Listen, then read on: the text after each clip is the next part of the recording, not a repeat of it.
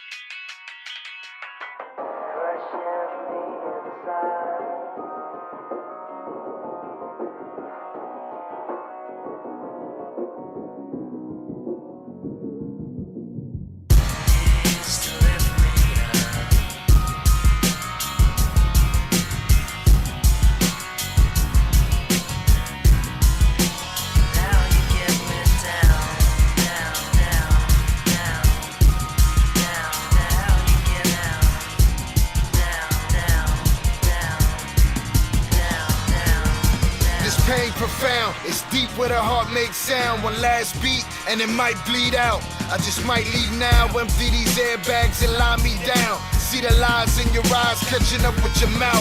I made my mistakes, of course I never lived them down. You won't let me, left marks on your heart. You will never forget me, condescend me and call me proud. I told you what you need to win and how. I'm a madman now. My worst fears realized, no longer the sad clown, Pagliacci the Pennywise. The point of no return, make them ashes and let them fly. You ain't gon' save them all, so go ahead and just let them die.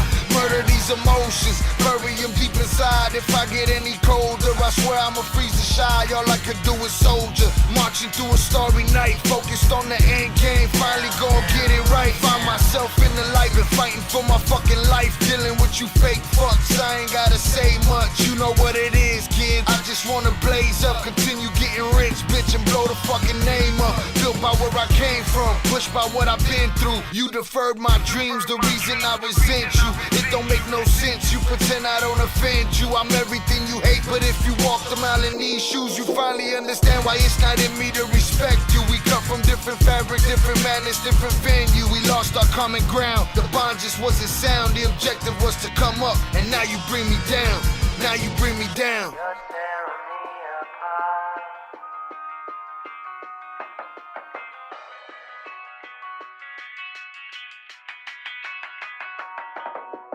Crushing me inside.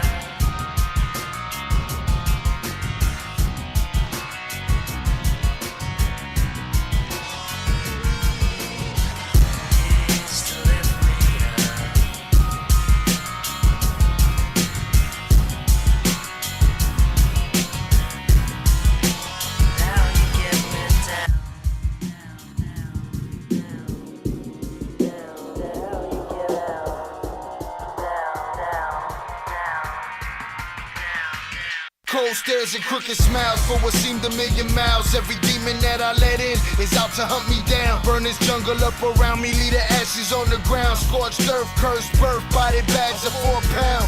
This is what we left with, why else would we be desperate? Gunning for each other's heads, wishing everybody dead. Fight the reaper often, but he will never soften. Relentless with his methods, he will put you in the coffin. My mind is and earn. Cause I've already burned, drowned in the dark matter, mirror shattered, I've learned. You won't take what I've earned, never break what I create. Cause I have made the sacrifices you're afraid to make. My fear is lost potential, being anything but great. Succumbing to the suckers, to the leeches and the hate. Politicians with their speeches in these streets cannot debate. Punch your ballots with these bullets and you'll run and seal your fate. Democracy's a mockery, only the strongest stay. The weak will fade away, and us will see another day. No matter what another motherfucker has to say, I will never let you hold me in one place. Your problems are your own, it's personal, emotions overblown. Living separate visions, conscious overthrown. I trust none of you bastards, I'm safest when I'm alone. It's sad, I understand it's how it is out on this road. To take a gorilla's grip to hold on to your soul. Brute force to stick to the script and not let it go. You can't slip, one false move and you'll never know. Had you gotten up, how far you go? How far you go?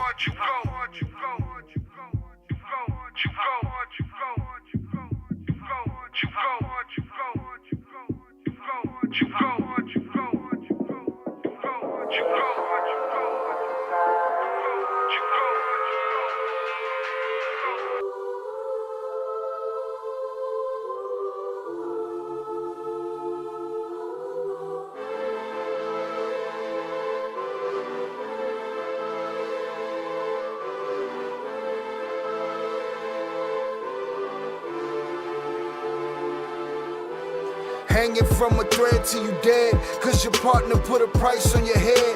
Cause your chick was laying up in his bed. She getting details, spilling every word that you said. She working retail, thirsty bitch just trying to get ahead. If history tell us anything, y'all both end up dead. It's just a street tell, a fable, some shit someone said. Sit at the table and hope there's more to offer than bread. Pulled out the cradle, first steps you getting chased by a fed. No head starts, just body parts and lead sparks. Old religion, brand new hate and weak hearts.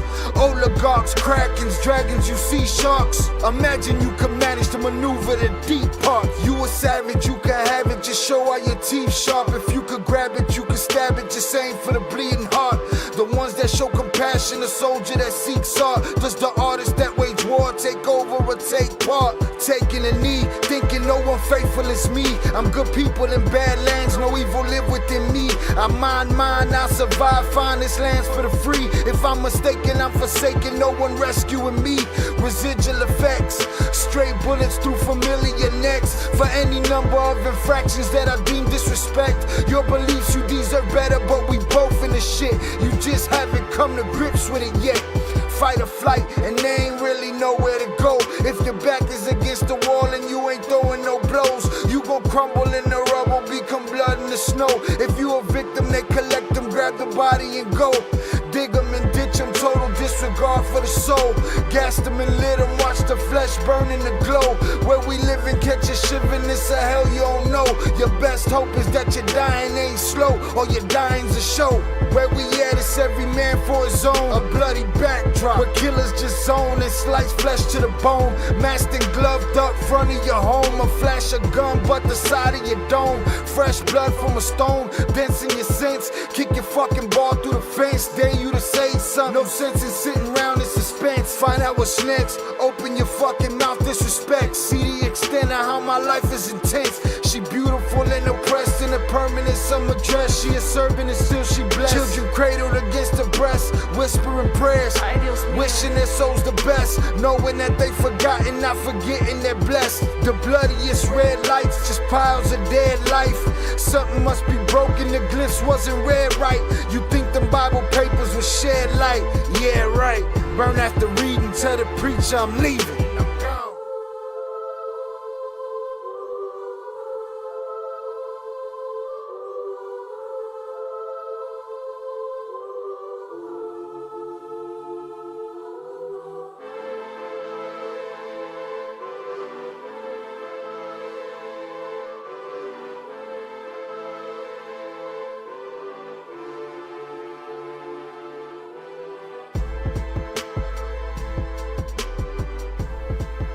Salutes.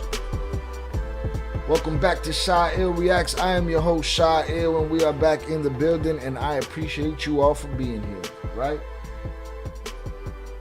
Give us a little leeway tonight. for catastrophe because I'm working on something new right now. All right, we actually have 2 live streams going at one time. All right, we have a vertical live stream for people that like watching their phone, watching their YouTube in the vertical, or the live streams in the vertical of YouTube. So we're doing that. All right, we're doing that. You can see that there, boom. And at the same time, we're doing our regular. We're trying to see if we can help grow the channel by having both of those running at the same time. Hopefully everything doesn't explode. If you see my screens right now, they look crazy. All right, but learning something new. It's been a couple of days since I've been here. Again, been learning new things and trying to figure things out, and and handling other things and dealing with family and stuff like that, being with family. So, but we're back. Hope everybody's having a good Wednesday night. It's a little late, but we here. You know what I'm saying? I didn't want to let the day close out without going live. Again, there was a whole lot of learning going on, so a lot of technical support, a lot of educational work when it came to the technicals. All right, salutes to the chat. I appreciate y'all being here. Ib was early on his comedian shit today. He said, "Hey, so I don't mean to be ungrateful, but man, I suggest a stack of magazines for your waiting room, or like in an abacus or something, right? Abacus, the little thing with the things and yeah. So, but no, I told him to holler at my assistant. Hold on, let me try to let me make sure everything. I got so many screens to make sure that they good back. Boom. Let me fix this. I don't know how small this looks on the actual screen. It's not that bad though. Salutes to y'all. Again, you're going to see me looking around at everything. The screens is looking crazy. I got a lot going on. It'll take a little bit to get used to the 2 feeds going off at the same time. But salutes to y'all. Hope everyone's having a good night. So that was my response was talk to my assistants about it. He said get someone with a wrench in here immediately. Right, there's no wrenches at that moment. Shout out Rilo in the building. Salutes to you. Appreciate you being here. All right. Ivy said, okay, so I forgot I was actually already on a cell phone. And we don't really use magazines or abacuses anymore. My suggestion still stands. All right. Well, my answer still stands. I let my assistant. I was busy trying to figure out the vertical over here. Salutes. All right. This is me making that announcement, so bear with us. Shout out Philly 500 pounds. Appreciate you, sir. Big June. Pleasure as usual. Chucky Chingon. Same deal. Salutes Jonathan Pantoja. Appreciate you, sir. Right? Zorada says she's ready. Not with her ice cream, but with her Iggy's. I don't know what that is. She said like a raspado. Okay. Upper Echelon in the building. Salutes Upper Echelon for the check-in. Dope Pack. Colors of Fire. Appreciate you, sir. Thank you. Just wanted an excuse to use the word abacus. Bet. You got her done. All right. Appreciate y'all in the chat chilling. Ivy said, where was the wrenches when he needed them? I don't know, man. They were off on their own shit, man. But they here now, and that's what matters. Salutes to y'all. I'm looking at the numbers over here. I'm dropping frames. I'm thinking I'm dropping frames on the vertical version, but we're going to just let it ride. I'm going to see what happens. Y'all let me know if it affects our usual stream. If our usual stream is good, then we good. You know what I'm saying? I just try new things to see if they take the channel in a different direction. A couple of things I wanted to cover today. Again, we could talk about anything, but a couple of things I wanted to cover today is 3 Mexican YouTubers that were targeted by the cartel. I also want to talk about Trump wanting to send ill squads up into the montañas. And that's it. A couple other things. We probably won't be here too long. We'll see how that goes. But salutes to y'all again. Y'all know the housekeeping. We got the TTS links in the description. All right. For a $2 minimum donation, you can have your question, comment, or otherwise pop up right on the screen for all of us to see. But let me I'll get to that when we open up the screen to the video we're about to watch.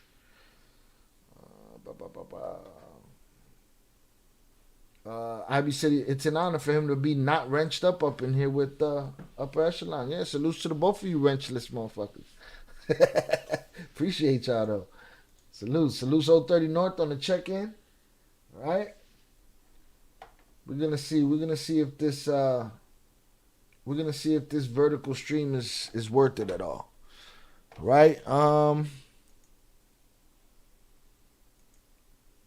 it's already been a lot of like I don't know how to put the two to look, I got Old 30 North in both chats. All right. Salute Old 30 over here. Salute Old 30 over there. You know what I mean? Hundreds up for Old 30 in both chats. I got two separate chats for the vertical and the horizontal joint. Prayers for you and the whole family, and prayers to the ill cartel. Salutes to you, Rilo. Appreciate you. All right, let's get it. 3 Mexican YouTubers. Let me hit the record button on both of these. Do I need both? Nah. Again, I'm hoping that this vertical function right here making shorts a lot easier. All right. Upper echelon, no, not like Italian ice, more like raspado, but a finer ice. Real good. They only a thinner ice. They only used to have them in AZ. It's now franchised, so I'm sure you guys will see them at some point. Salutes. Yeah, so I'm just gonna hit the record here. Boom. It's another function, boy. We taking these computers to their limits around here. All right.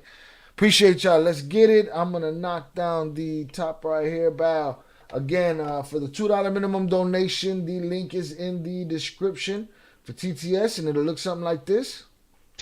Test user sent $50 test message. Bow. So you can have your question, comment, concern, or cuss out put right up there on the screen for a $2 minimum donation. Salutes to y'all. Got 2 links for that, and then I'll drop those in the chat. Shit, drop them in both chats. I think I gave myself double work doing this. You know what I mean? See what we got here. Boom. Here's the power chat link. Boom. Paste that there. Yeah, I gave myself double work. That's what I do with this vertical shit. YouTube got to figure out how to put this all together where you could simultaneously be doing a horizontal stream and a vertical stream at the same time. Where it's less of the hubble that I had to do to get this to happen, but whatever. All right, salutes to y'all. Boom, drop that in the chat. The TTS links are in the chat. We also have the playlist for those that haven't gotten to those. Drop those in here real quick. Wow. Right, and we'll do our exclusive Flores Twins joint right here. Copy that. Paste that. Paste it there. Oh yeah, definitely gave myself more work. What we looking like on the drop frames? No, we good.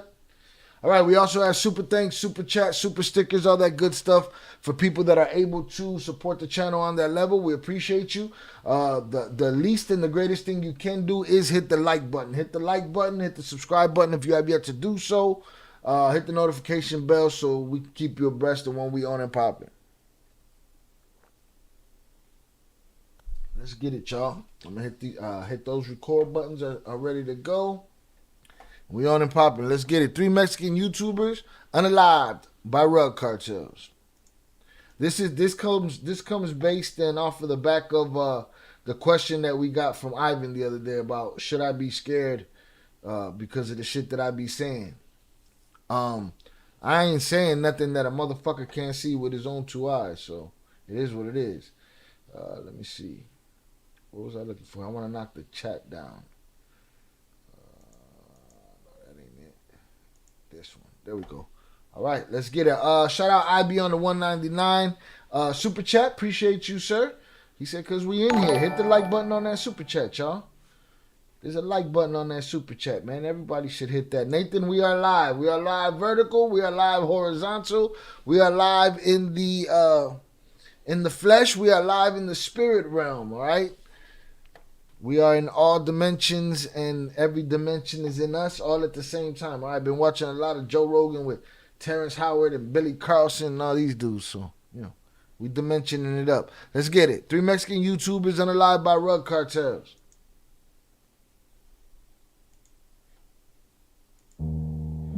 En Acapulco, allá asesinaron a tiros a la bloguera. Over in Acapulco yesterday, a vlogger named Nana Pelucas was unalived and unalivenated. Nana Pelucas. En México hay Mexico, consternation over the assassination of recognizable influencer Super Chinelo. consternación por el asesinato del reconocido influencer Super Chinelo, al que tirotearon frente Who was unalived in front of his wife and a young su child. esposa y a su pequeñito. Se está investigando si el asesinato Investigations del on whether youtuber the conocido como assassinations of Compa Jorge famous tiene alguna YouTuber relación con Compa un Jorge video que has publicó any hace connection más to de a un año video en he el que posted over a aparentemente year decía que ago, había conocido a Iván Archibaldo, uno de los hijos del Chapo where he details the time he met Iván Archibaldo, one of El Chapo's sons. YouTubers unalived by the cartel.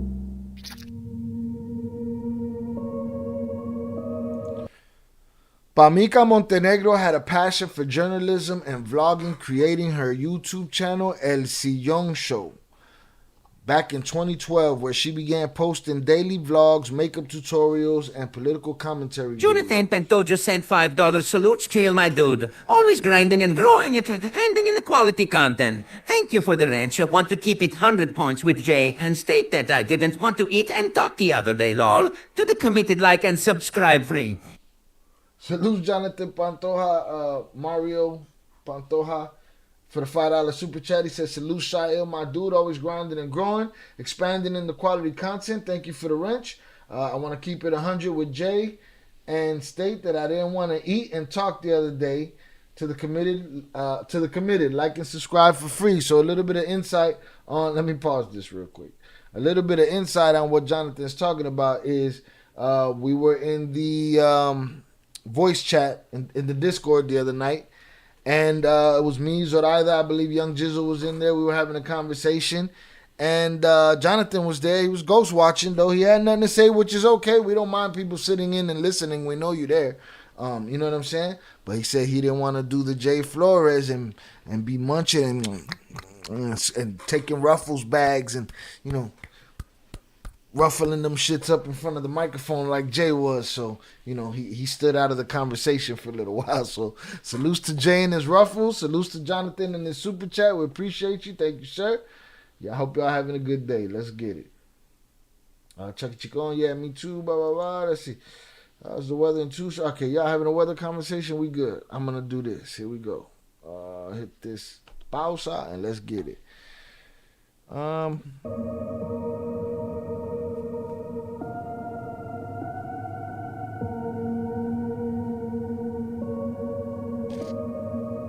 Pamika soon began playing the role, and you know what? Let me make sure I read that back there. Pamika Montenegro had a passion for journalism and vlogging, creating her YouTube channel El Sillon Show back in 2012, where she began posting daily vlogs, makeup tutorials, and political commentary videos. Pamika soon began playing the role of a satirical and exaggerated character named Nana Pelucas, who wore a big curly black wig, red lipstick, and glasses. She'd visit neighborhood supermarkets as Nana Pelucas and interact with locals who enjoyed her company. It wasn't long before she gained some name recognition.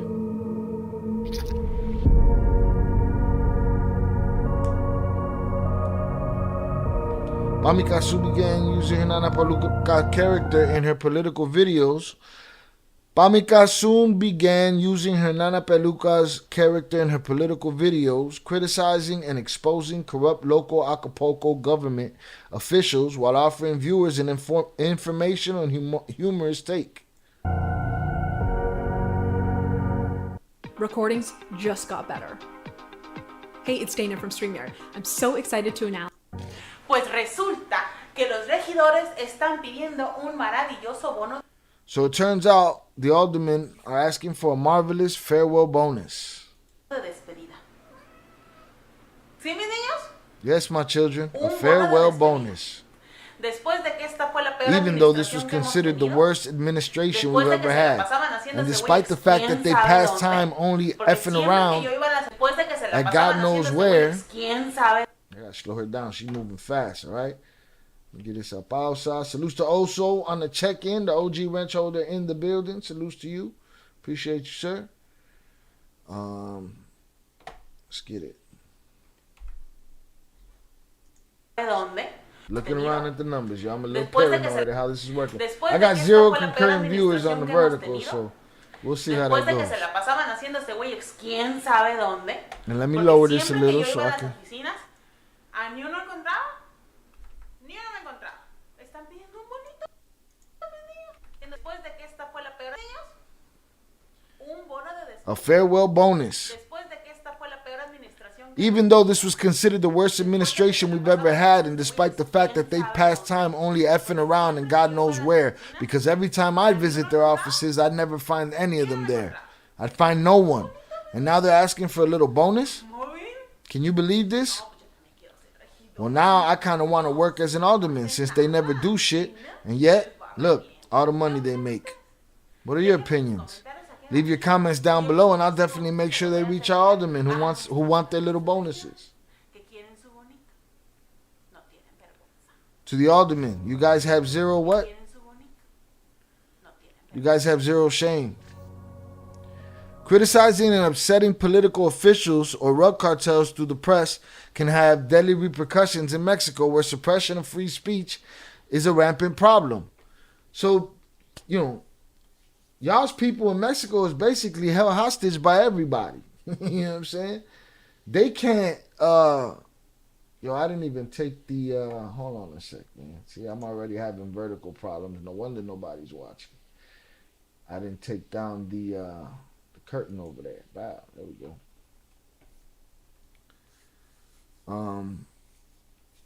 Again, it's lessons learned, all right? Salutes.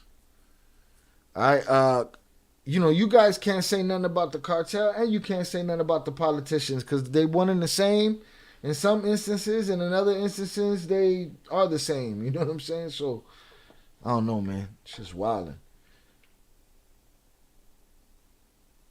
IB said, are multiple screens necessary for vertical? I'm assuming that's what you meant by that. Are multiple screens necessary for vertical? Nah, I'm using one system to send out the vertical feed and the horizontal feed. But with that, since they're separate, comes, instead of me having one chat, I got two chats. Instead of me having one live studio, I got two live studios. Instead of me having one playback on OBS, I got two. You know what I'm saying? So it's just a whole lot of shit to watch.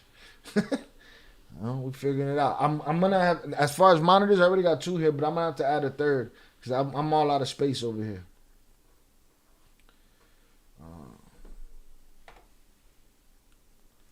Also said in the Shire it's the same shit. So well, yeah, we held hostage by the street and held hostage by the politicians. That's what you meant? Let me know. All right, let's get it.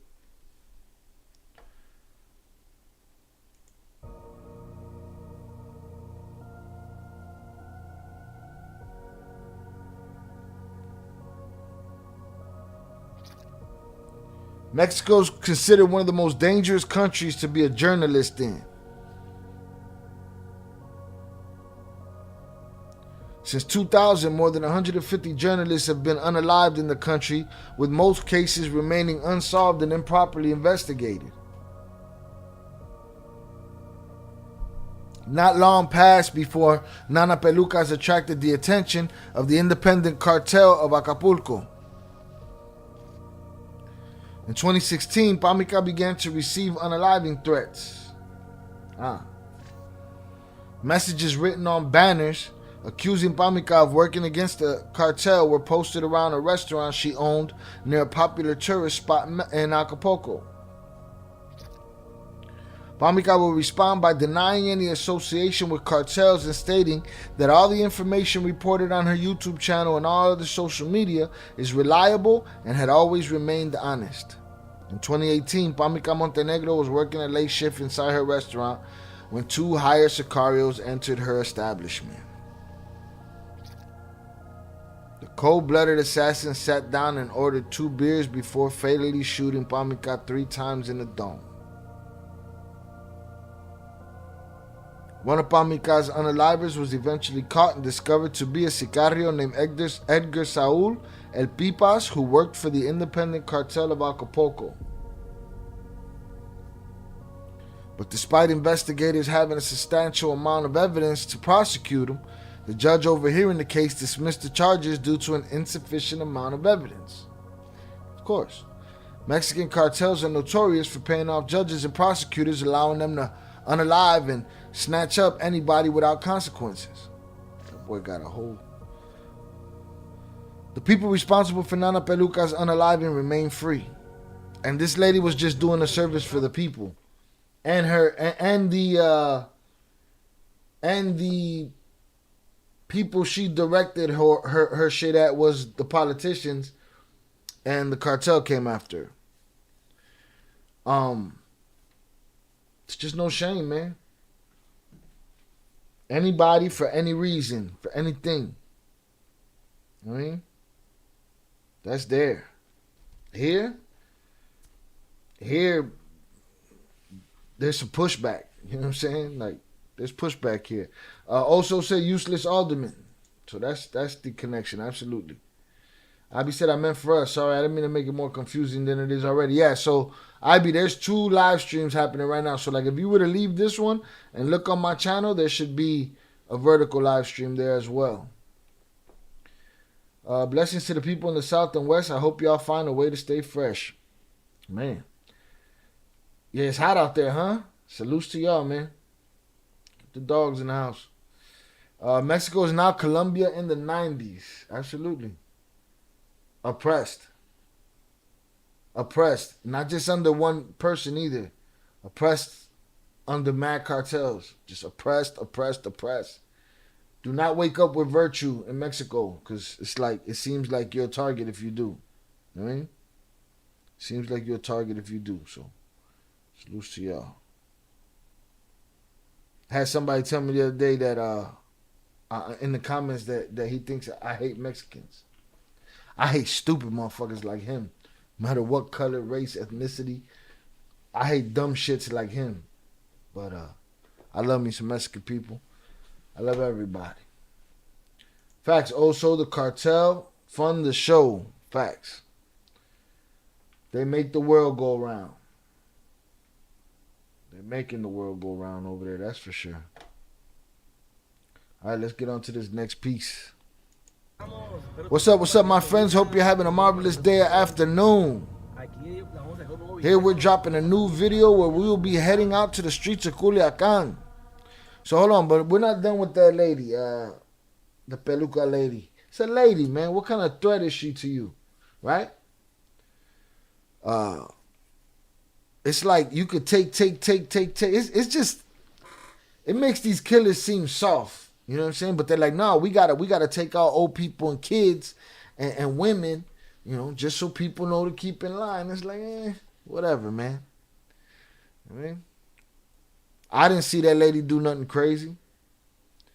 I feel like it was more egregious what they did on Millennial, when the lady instantly was like gung-ho about who she knew unalived that 3-year-old girl. You know what I'm saying? Sorry, people, I got to speak in code. YouTube keeps demonetizing us. But what they did was more egregious than what this peluca lady did. She didn't blame nothing on nobody. She said, oh, these aldermen want, they want a bonus. These greedy pigs want a bonus. Right? Then it turns into something else. Then you got a couple of jerk-offs eating tacos in her restaurant, and they smoke her.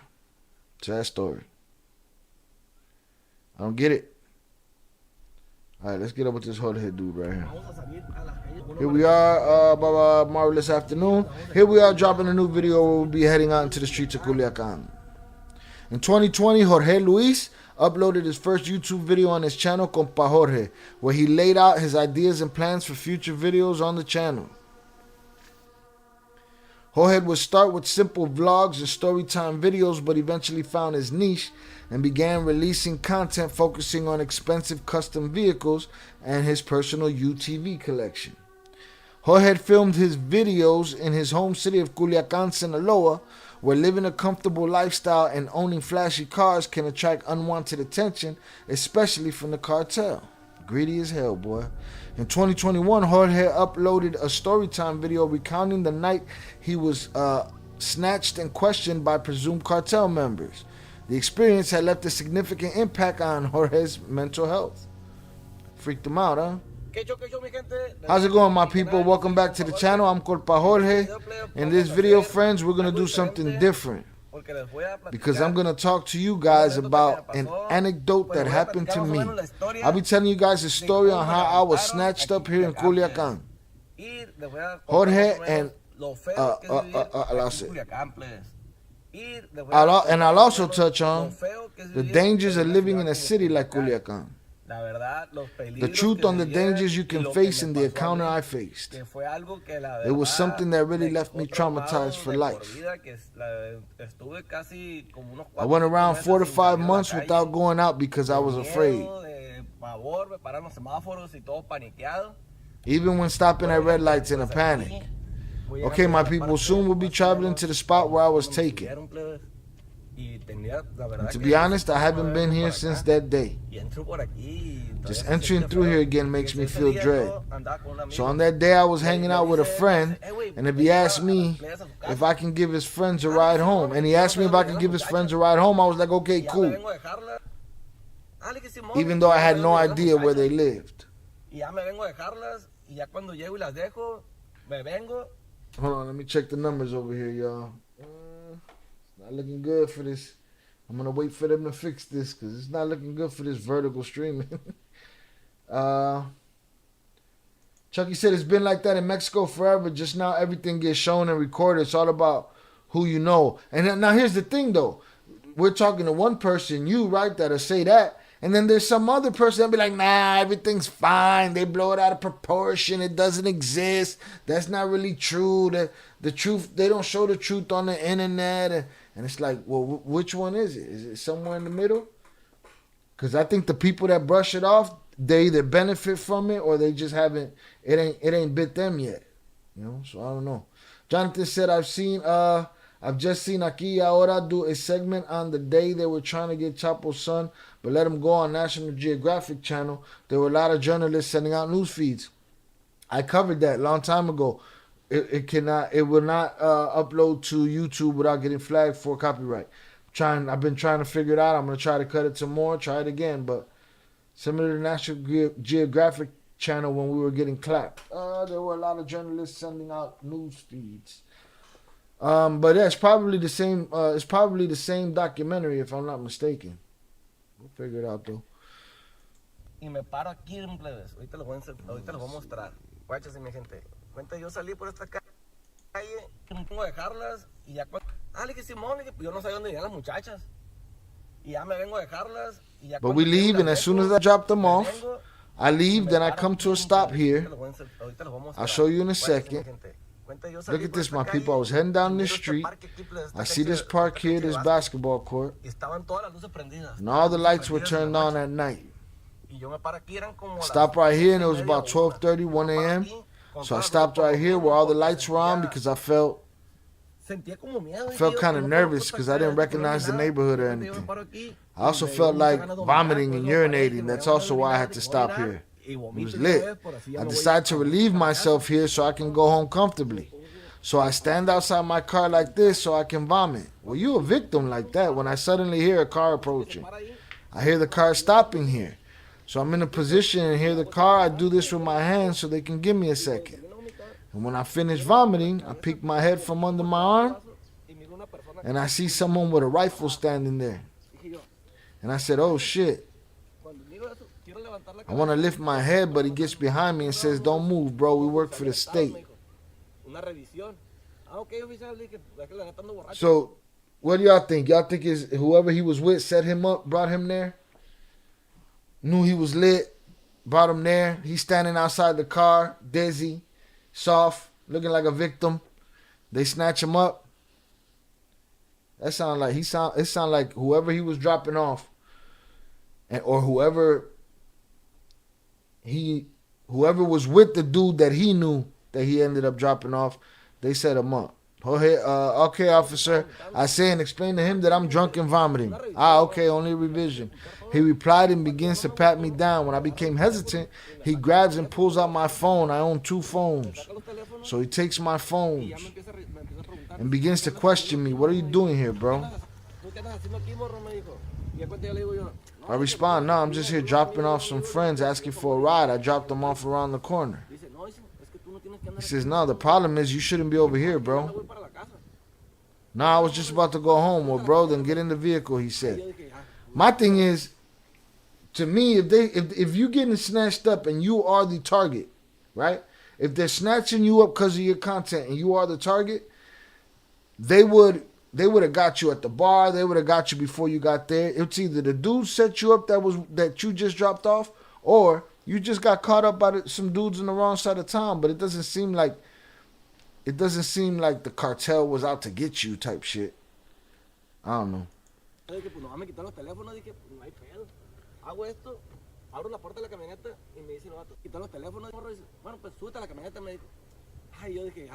thought, oh, thank God, all they did is take my phones. I can leave now. Do this, open the door to the vehicle, and he says, nah, bro, don't act stupid. And I apologize for the language, but he said, get in the passenger side and put your head on the middle console with your hands behind your back. I said, no, sir, please. I was just about to leave. I didn't do anything. Nah, bro, hop in. We get in my vehicle. I kneel my legs on the passenger floor, my head on the console, and then one of the guys come from behind and ties my hands and eyes. I'll explain the rest in the car. It's scary even being out here. Well, you've been pretty comfortable out there doing your reenactment. Shout out Young Jizzle on the check-in. Appreciate you, sir. Thank you for being here.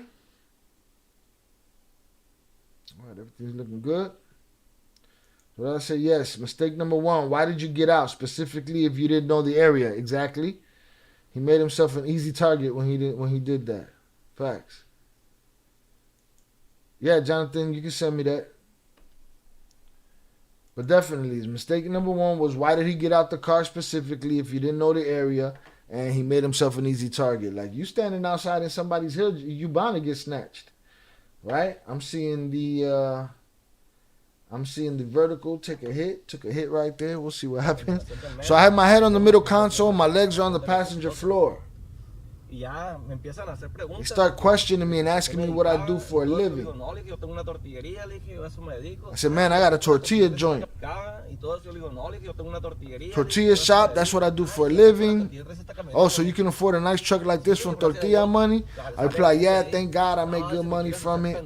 Nah, you think I'm stupid? You work for the cartel. Nah, bro, nothing like that. Nah, don't act stupid, bro. Then he turns up the song on the radio. It turns out the music playing was...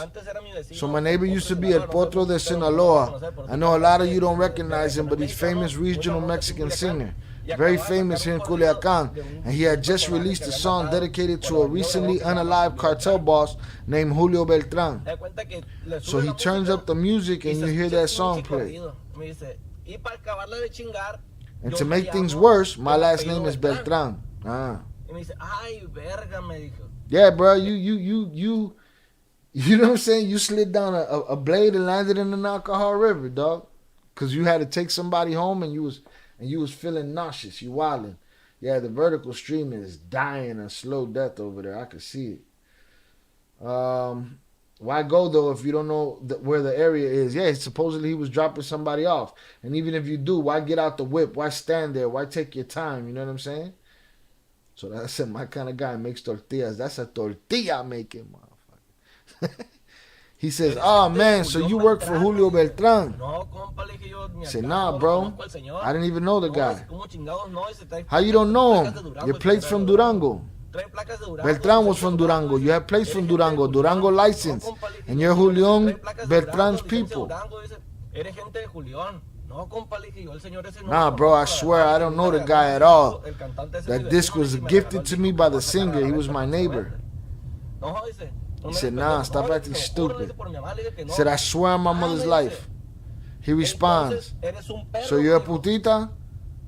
I replied, no, sir, but if you guys say I'm a putita, then...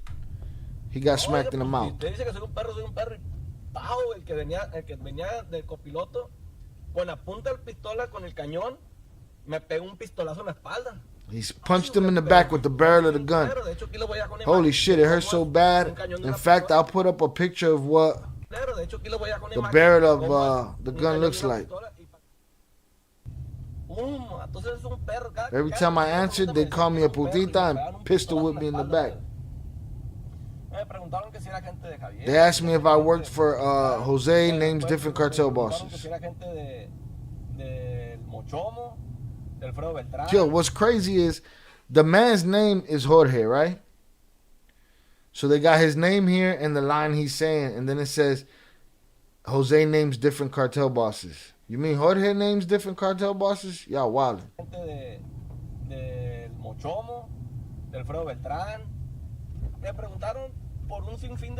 They asked me for a bunch of people that I know nothing about. So they keep hitting me, and then suddenly they tell me, stop complaining. You can be a man. I respond, bro, with all due respect, the beatings hurt. Take it like a man. Are you not a man? And as the car kept going, the guy driving was using his pistol grip to caress the back of my head. He kept clicking the safety on and off and said, I have no problem unaliving you right here. The only thing I asked him was, hey, bro, can I ask you one favor? We're not here to do favors, he replied. There's only one favor that I want to ask you for. I told him. Let's see what you want. What favor you want? If you're going to unalive me, the only favor I ask is that you leave me somewhere my family can find me. Don't dump me in the mountains. Don't leave me discarded like nothing. I told him. If you're going to unalive me, the only thing I beg is that you leave me somewhere my family can find me. He said, man, you got on my good side. So I'll let you go here. This is where they dropped me off. They untied my hands and told me you're going to stay here for 5 minutes. But they didn't take nothing from him. They didn't jack him for nothing. He kept his whip, all of that. Like, I don't know, man. You hear the car leave, then you wait 5 minutes to take your blindfold off, and then you go home.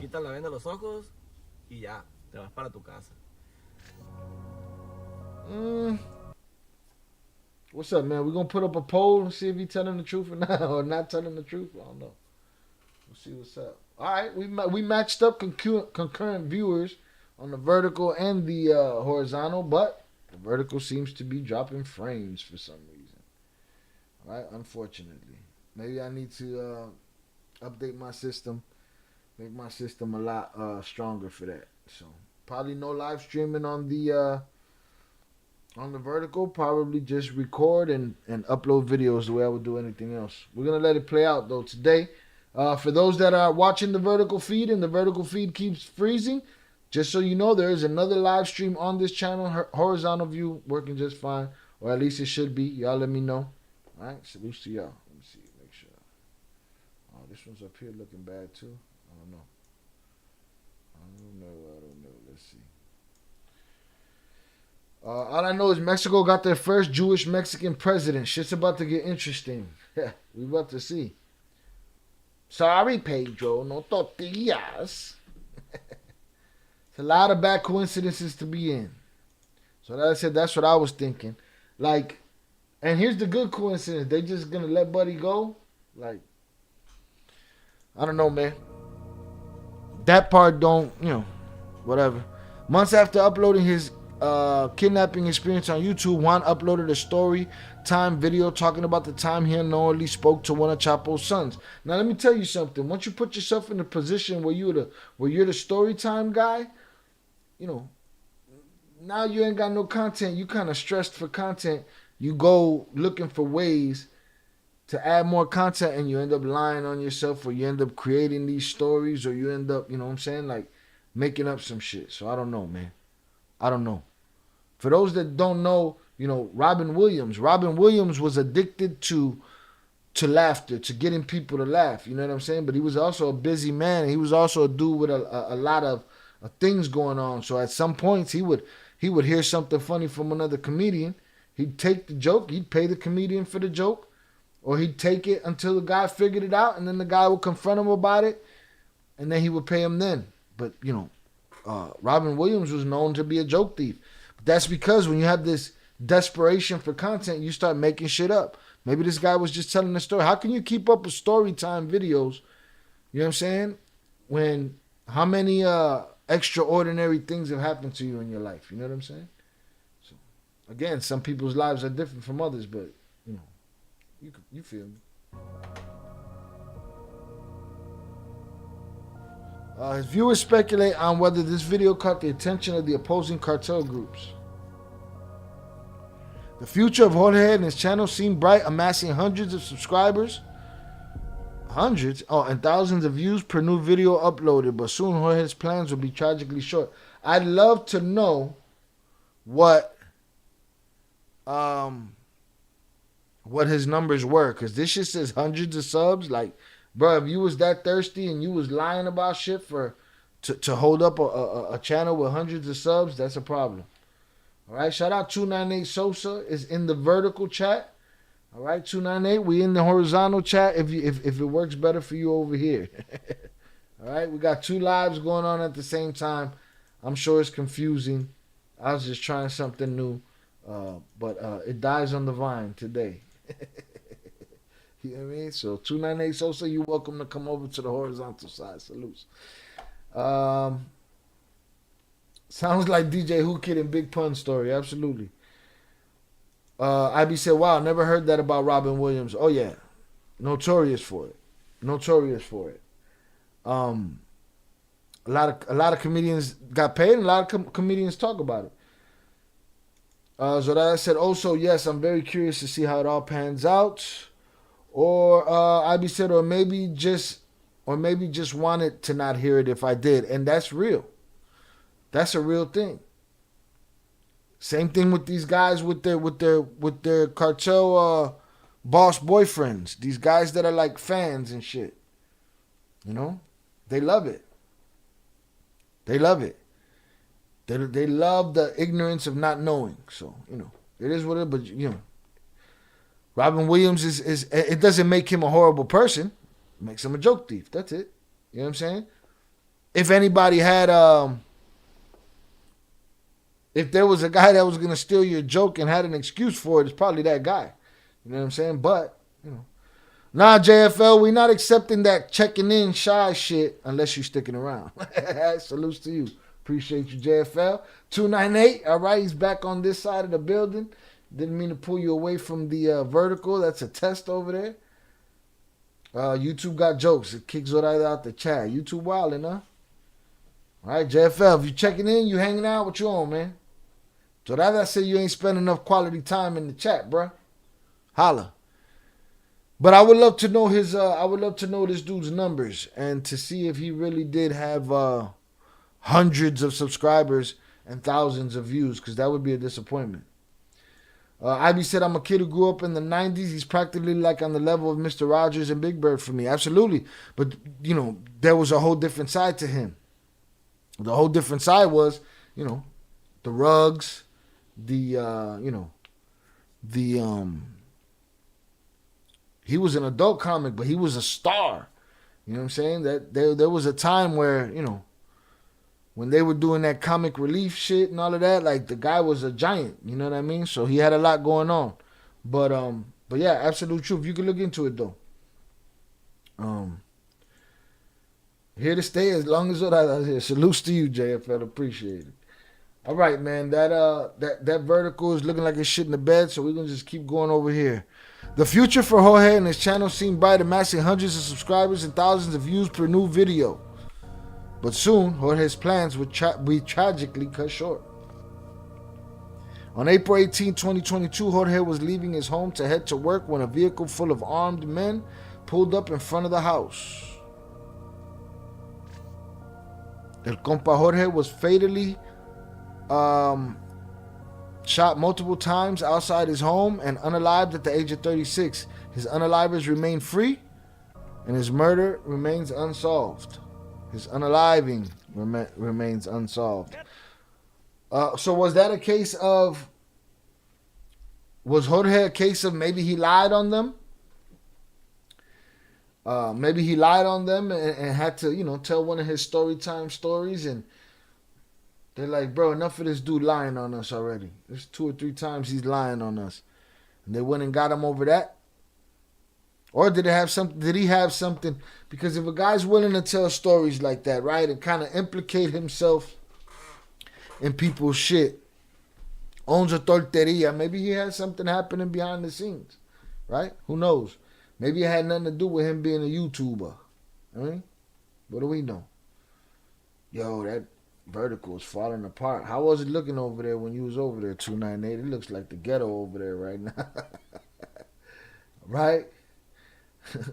So like I said, we cool over here anyway. Salutes IB. He said, oh yeah, I know about all that stuff. I've done all that stuff. The joke thieving is what gets me. Yeah, man. I mean, he was human. That Marquitos Toy Podcast dude, they found out was funded by Work Nini. Was funded by Work. Nini plus his brother and Pops was on the scene. Yeah, he's going to tell on all of them. Eventually, everybody can get it. Also, shout out Fernando. Fernando sent me some paperwork. We're going to do a paperwork party for El Nini soon. ASAP. We'll figure it out. I don't know what's happened, man. These live streams are going crazy right now. It was a test. You got to test things out, you know what I mean? But maybe this guy had something going on behind the scenes, or he lied on the wrong dude too many times, or the wrong people too many times. Or he was just a YouTuber and they came to victimize him. It ain't above them to do that. They do shit like that all the time. Doesn't really matter.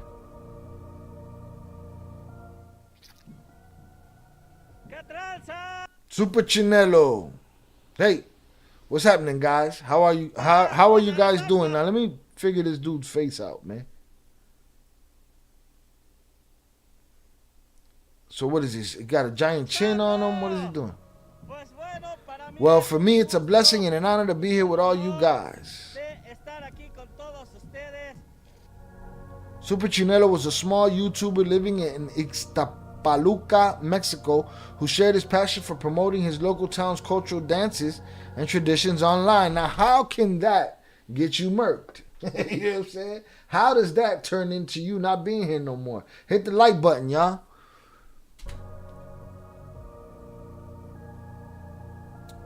Super Chinelo, whose real name was Ruben Ortega, wore a mask of a red caricature and frequently live streamed. Hold on, let me try this again. Super Chinelo, whose real name was Ruben Ortega, wore a mask of a red caricature and frequently live streamed events in his town, which also made him a loved local celebrity.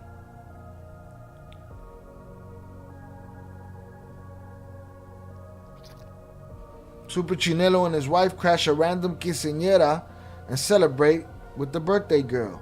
This guy seems like a pleasure. Seems like an asset to the community. Somebody that you should keep around. Somebody that if you're a gangster, you should probably fund. Keep the community happy. You know what I mean? But it is what it is. Everybody loved Ruben, and with a YouTube channel comprised of over 2,000 close-knit and supportive subscribers, nobody expected Super Chinelo's sudden tragic demise. On August 31st, 2022, Ruben was arriving home with his wife and 4-year-old son when he was ambushed by several men waiting for him in a nearby car. The assassins approached Ruben Ortega and shot him several times, unaliving him instantly. That's him without the mask. His wife was also shot and left in critical condition, while their 4-year-old son was spared but laid witness to his father's unaliving.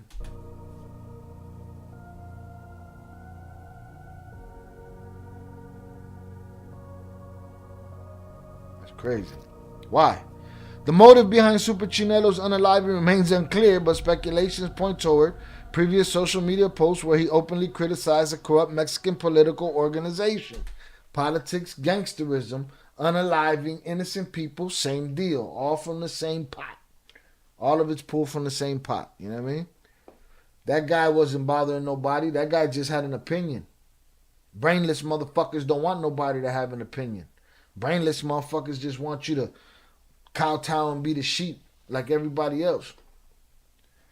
That's a sad story. That's 3 sad stories. The one in the middle seems a little strange. Seems like he was telling stories. The lady at the beginning, the peluca lady, she just had an opinion. She had a want to help the people. Right? There's people in the comments that are going to defend evil men taking out innocent people that want to help other innocent people. That want to see other innocent people flourish. Right? But they'll champion them.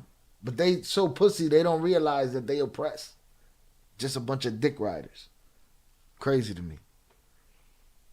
The middle story, the Jorge story, that seemed like he was in some shit. You can't keep up a story time show without stories. So some of them probably got to make them up. And then this Super Chinelo, I wish they would give whatever opinion that he had. I wish this video would have showed it and let us know, hey, this is what he said and this is why they came at him, you know. But unfortunately, you could be the bozo of your neighborhood out there. You could be a 3-year-old. You could be a 12-year-old kid. You could be an older person at the end of your life.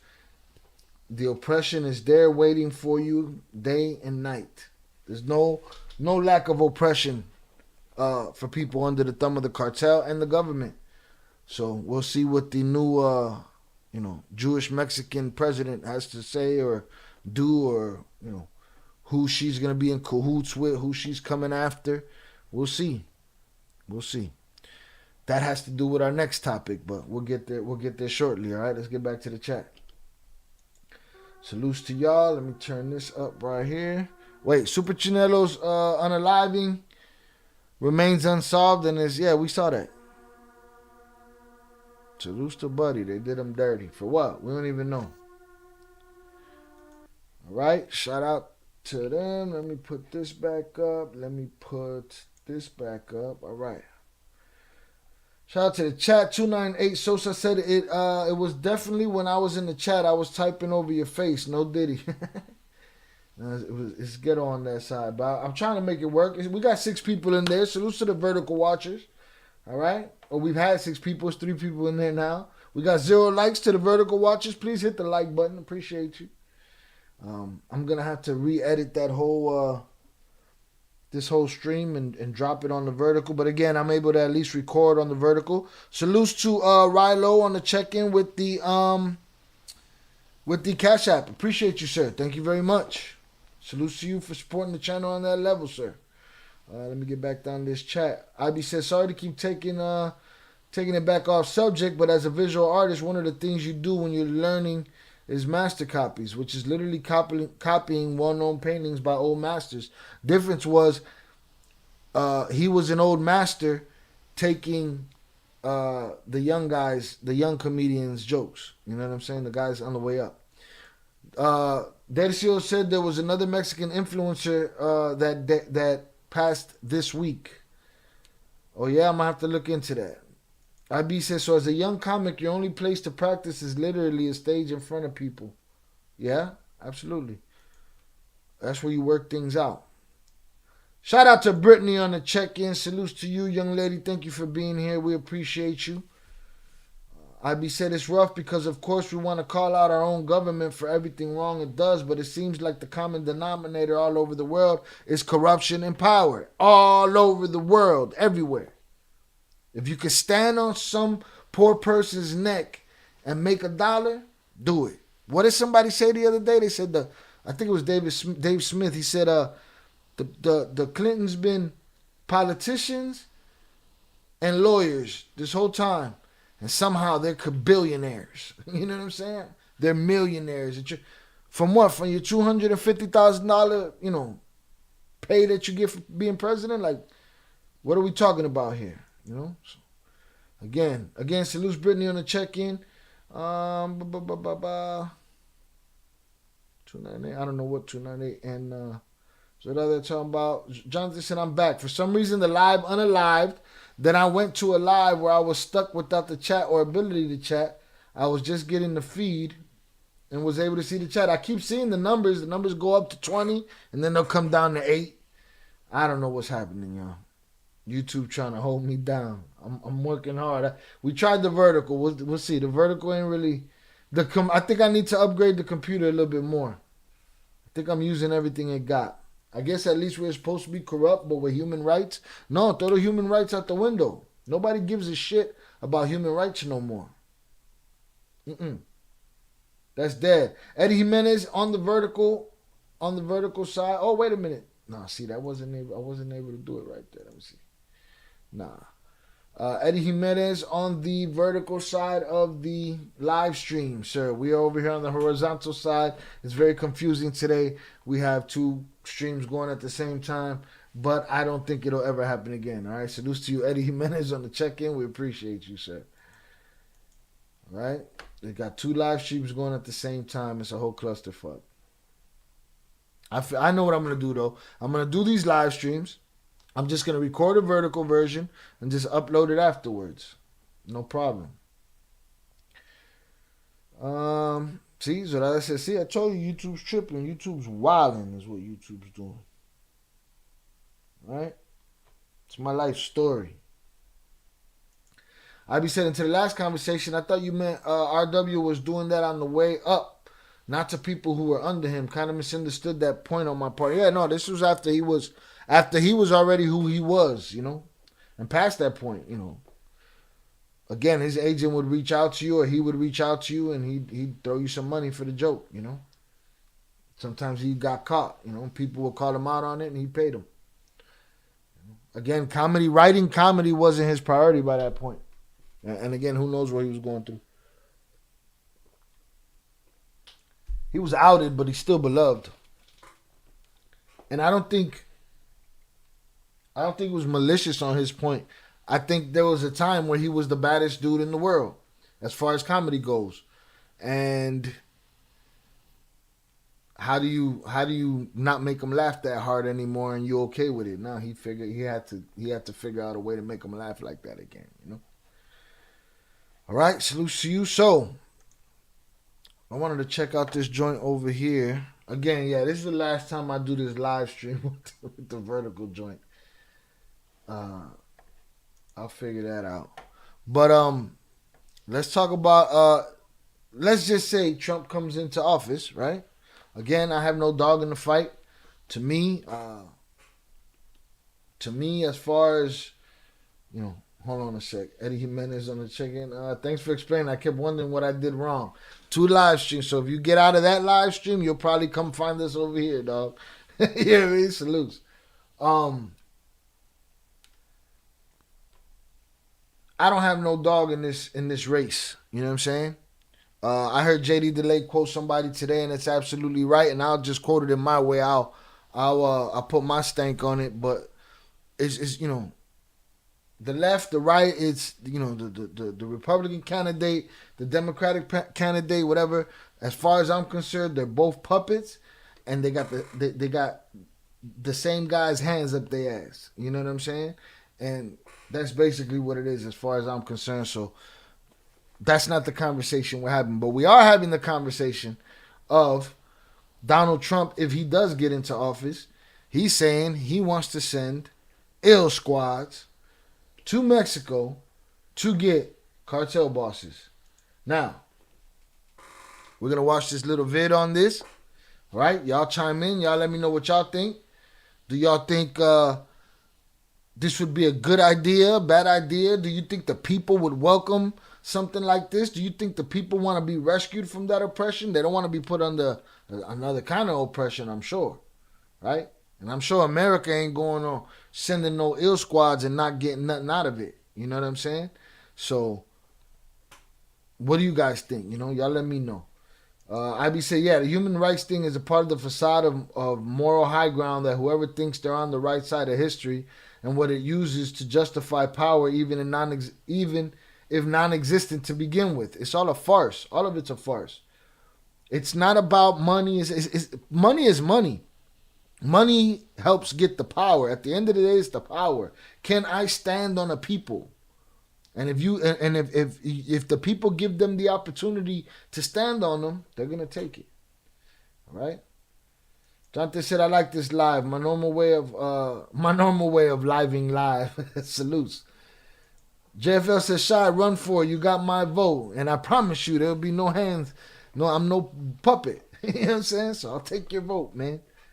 All right. We opening up prisons tomorrow, letting all the potheads out. Salutes. Also said, "It's all the same. It's all the same. Two puppets with the same dude's hands up their ass." All right. Eddie Jimenez found his way across the dimensional bridge from the vertical world into the horizontal world over here. Salutes to you, sir. Also said, "It is a facade." It's all a facade. Trump is all talk. You ain't doing nothing, according to JFL. IB said, "Good to be alive with you all. Good to be alive with you, sir. Salutes. Appreciate having y'all here again. Y'all are the reason I go live. It ain't like you. It ain't the paycheck, guys." You know what I'm saying? That would be wild, but my people in Mexico ain't going for that, Shy. Tell me what they're not going for now, and what people are we talking about, right? Because there's more than one people, right? There's the people at the bottom that ain't got no choice but to live under the rule of oppression that comes from their government and the drug cartels, right? Then there's the other people, which are the government and the drug cartels, right? Which people ain't going for it? Does that make sense, 298? Or I'm talking crazy? Salutes. I'll put this on. Y'all get it on in the chat, and then I'll come back to y'all, all right? Salutes. The sounds of gunfire piercing the night in Nuevo Laredo. Gang members paralyzing traffic with spike strips. Charred tractor trailers lining the highway. Is the United States federal government going to control our southern border, or are we going to let the Mexican drug cartels do it? If you've been following us here on this channel, then you know that Mexico has long been plagued by the brutal ongoing conflict between its government and the many drug cartels that have been operating on its territory. Mexican drug cartels are not shy about making their presence known along the southern border to the point where they are turning everyday border towns into all-out war zones. But one man's audacious plan threatens to change the game forever. Imagine this: a covert operation, elite U.S. special forces, and a mission to take down. We got a space squad. We got a space squad, so we might as well have a cartel squad. I got a horrible Donald Trump impression. The most powerful drug lords across the border. And this isn't a scene from a Hollywood blockbuster. This is the controversial proposal put forth by none other than U.S. former President Donald Trump. Well, we Donnie got plans. No, it's what'd he say? President Donald Trump. She said, "Well, we can't have a war with Mexico." And JFL said, "You can't go to war with the neighbor next door." I done it plenty. Salutes. All right. A war with Mexico. No, it's a war on cartels. He said, "No, it's a war on the cartels." But what drives such drastic and measures? how could these cartels carry on their operations virtually unbothered, bringing about chaos on both sides of the U.S.-Mexico border? From the indiscriminate violence that leaves communities in terror to the intricate networks of corruption that shield these organizations, let's do a deep dive into the heart of this issue. All right, let's get it. It all started with Trump's controversial interview with Megyn Kelly. In typical Trump fashion, the interview can only be described as a total roller coaster that left many viewers wondering what he might say next. The interview opened up with a discussion about Dr. Anthony Fauci, the face of the White House coronavirus task force during the pandemic. Kelly brought up the fact that Fauci received a very controversial presidential commendation while Trump was in office, expecting Trump to provide a clear stance. He pretended to be ignorant instead. I don't know who gave him the commendation. I really don't know who gave him the commendation. This bizarre response was a classic Trump move, a mix of evasion and strategic confusion. This wasn't the only unusual moment in the interview. Kelly continued by mentioning this bizarre instead. I don't know who gave him the commendation. I really don't know who gave him the commendation. I don't know who gave it. It was one of the wrenches. One of the wrenches gave Fauci a fucking commendation, man. What are you guys doing, man? I don't know who did that shit. It wasn't me. It was one of the wrenches gave it to him. This bizarre response was a classic Trump move, a mix of evasion and strategic confusion. This wasn't the only. I'm waiting for somebody to get crazy in the chat, all right? I'm going to tell you why I'm waiting for somebody to get crazy in the chat. Because I got a drop on standby for that shit. Y'all want to hear that shit? Oh, so hit him in the head. Headshot. He gone. He gone. Don't go. Don't go. But it's all love in the chat, so we good. But I just wanted to play it anyway. You know what I'm saying? Salutes to y'all. All right?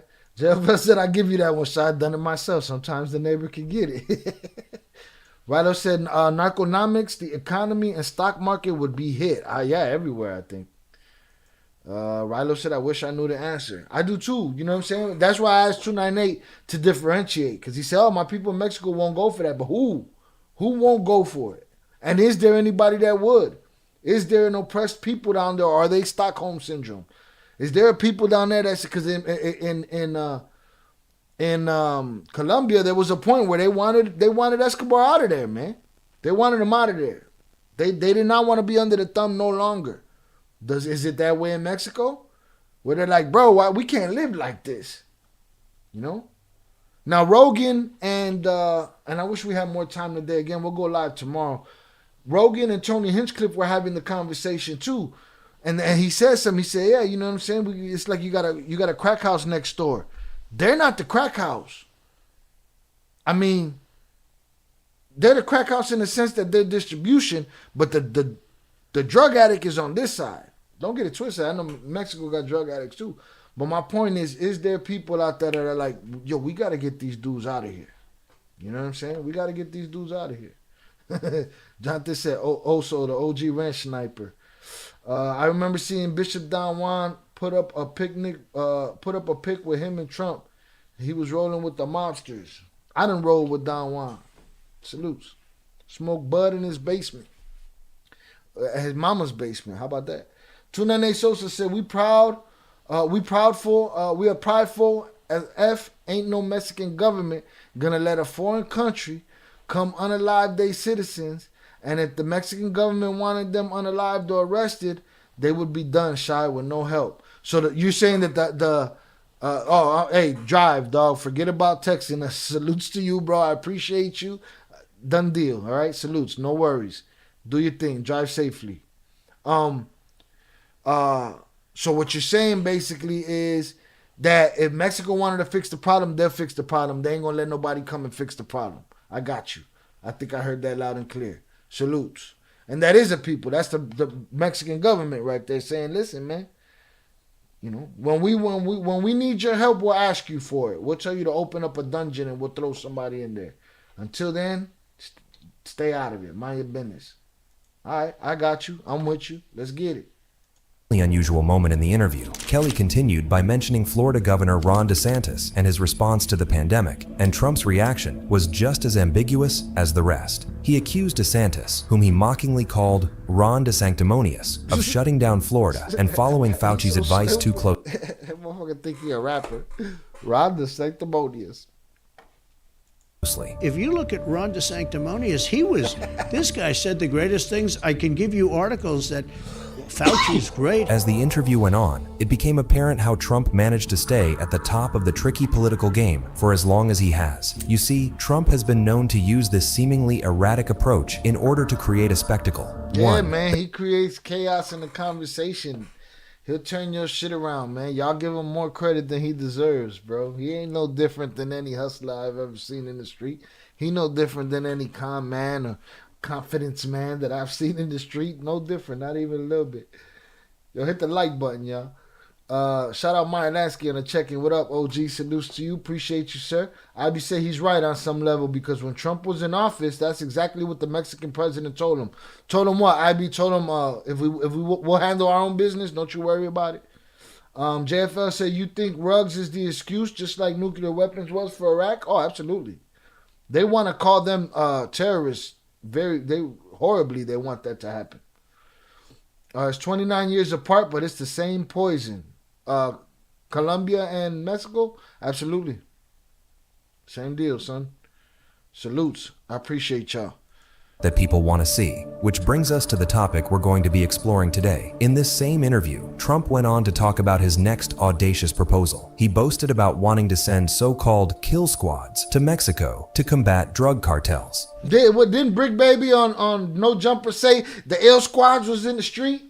Damn, boy, he plugged with Trump. Boy, they on some other shit, right? You also said recently that if you're reelected, you would send special forces and, quote, other military assets to Mexico to stop the drug cartels. Mexico's petrified of the cartels. The cartels are running Mexico. And so right there, he just punked the Mexican government. Right? Or did he mean the people? When I say Mexico's petrified of the cartels, I'm saying the people. The people, the people, the people, the people, the people. I'm from the city of Fred Hampton. You know what I'm saying? The chairman. It's about the people as far as I'm concerned. You know? But he's punking the government right there. Oh, Mexico petrified of the cartels. They don't want no parts. They don't want no parts of that problem. the stage was set for this one out-of-the-box idea, using military force to crack down on Mexican drugs. It's like, man, we send the same dudes that went and got Bin Laden. We send them there to get Bin whoever we want. You know what I'm saying? That's what he's on. He's like, we got these little cold-ass teams of ninjas. Why not use drug cartels? Trump's interview with Megyn Kelly wasn't just about revisiting Trump's past presidential decisions. It was also a prelude of sorts for his future plans to address the Mexican cartel's growing influence and, even more so, the current fentanyl crisis that's devastating communities in the United States. They said the word. The fentanyl crisis in the United States has reached catastrophic levels, reshaping both public health policies and political agendas. Overdose deaths have skyrocketed, and fentanyl is at the center of this tragic epidemic. The overdoses, drug seizures, and concerns continue to grow from coast to coast. It is a disturbing trend we've seen. Fentanyl deaths have skyrocketed in recent years, and 2 years ago this week, 3 people in New York City died from an overdose of the drug. Let me tell you something. You hear a celebrity or you hear even somebody that you know, friends, somebody from your past or whatever, and you hear that they passed away and it hits you strange, like what could have done that? That's what's doing it. That's what's doing it. That shit's getting everybody. You know? Fentanyl's pathway to the Hey, how's it going? Just got a new shipment in here from YouTube. As you can see, I'm so excited to open these. And now I've got a bunch of these already, as you can see right here. But I'm really excited about these ones. And what I'm really excited about today is the fact that I'm holding a complete... U.S. involves a New York City died from an overdose of the drug. Fentanyl's pathway to the U.S. involves a complex and dangerous supply chain. The primary production happens in clandestine labs in Mexico, using precursor chemicals, often sourced from China. Boom, that was gonna be the game right there. Weren't the twins entertaining a couple of Chinese guys in Punta Mita when they got snatched up? Didn't the Chinos get snatched up with them? Or were those no, those were the pseudo guys. Probably the same thing. Probably the same team. Guys were pushing chemicals back and forth. Salute Pebs on the check-in. Appreciate you, Pebs. Thank you for being here. JFL said you need to fix the problem internally first. If Mexico isn't supplying, someone else will. Who's gonna be? It's gonna be America. They're gonna be making it indoors. You know what I'm saying? What if America just wants its business back? What if America say, you know what? It's time to cut out the middleman. We keep sending our people buying up all of their dope. We're just gonna cook this up in Arizona ourselves. Fent is totally effed up, but I'm going to say it. Fent dealers or cartel connected is like saying it was a black guy that did it in the early 90s, mid-90s, and before. It's the buzzword of the century. Oh, yeah, the word Fent. And, oh, yeah, definitely buzzword. The initials. Look at how the news lady at Millennial, how she threw the initials of that cartel CJNG in there. That's buzzword shit. Oh, we got to use that right there. Stick it to them. You know what I mean? Same thing, but Fent, yeah, everything. Hey, Shy's channel, we got to bring Shy's channel down. Why? The wrenches are out there doing Fent. They're cartel connected. Mylansky said, all presidents are thieves, so let's choose the right one. Trump 2024. You just said all of them, so he's the right thief. So make it clear. You're just telling people to pick the right thief. All right, salutes. Appreciate you.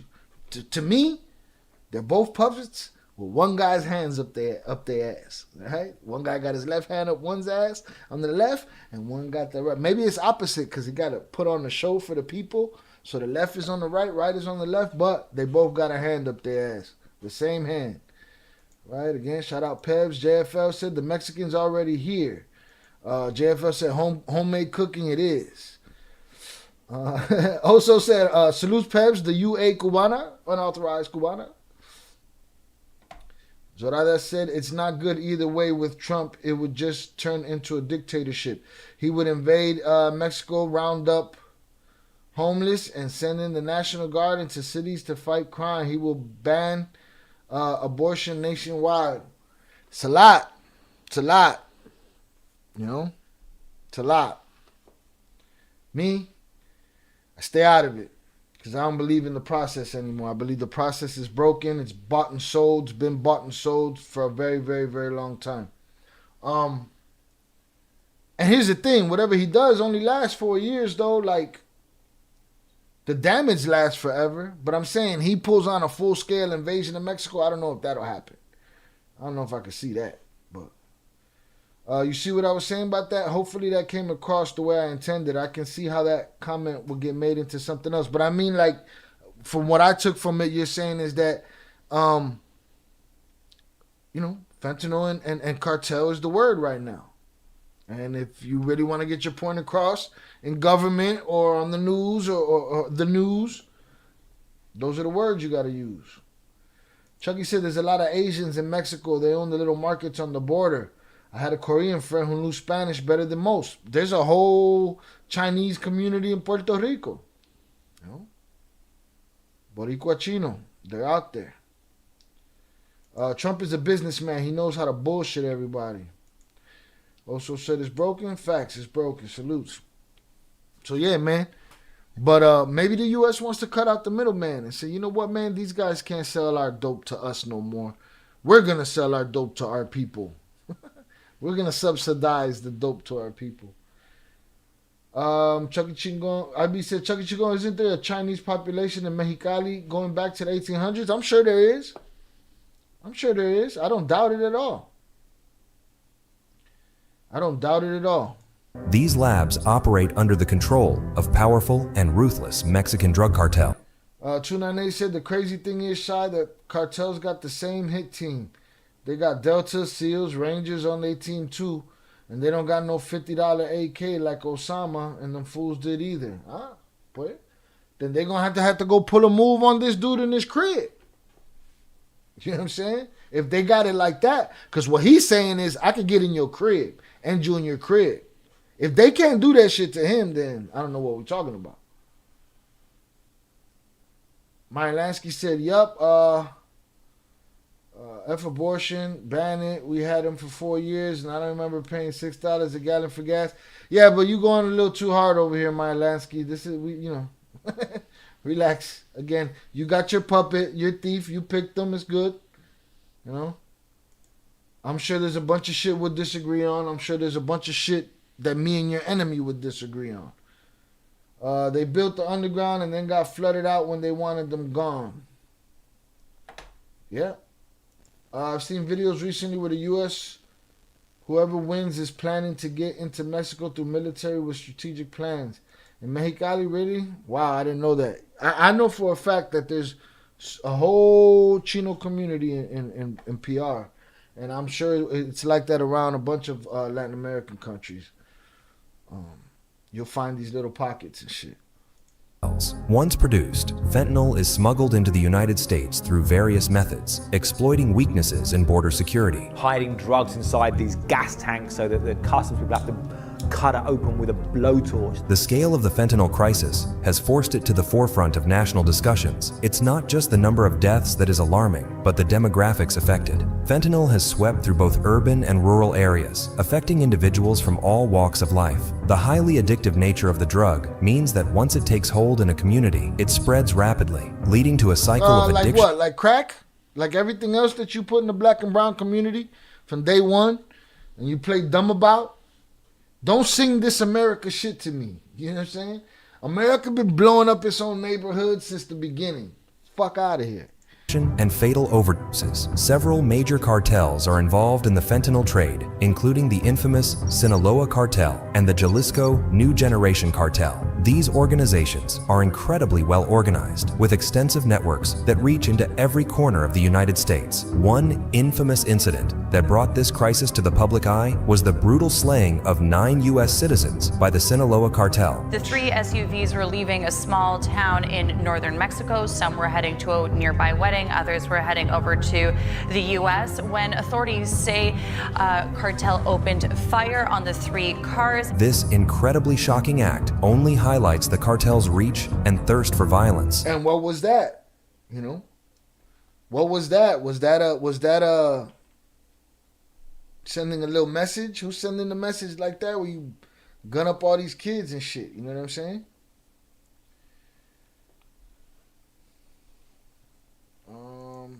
Chucky said, yeah, Underground Railroad Chinese. We have an old Japanese camp from Pearl Harbor here where they rounded them all up back in the day. Yeah, because there was internment camps all over the country too after that. It makes sense that they've been there a long time. They wanted the gold too, just like everyone else.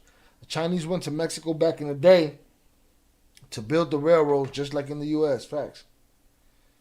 El Cacico said 80% of the fent from Sinaloa.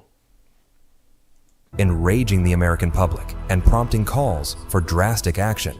It is within this context of widespread fear and outrage that Trump's proposal to use kill squads found its main supporters. While drastic, the idea to deploy U.S. Special Forces to target these cartels represents a desire to directly confront the source of this epidemic. Trump's rhetoric framed the cartels not just as criminal organizations, but as a national security threat.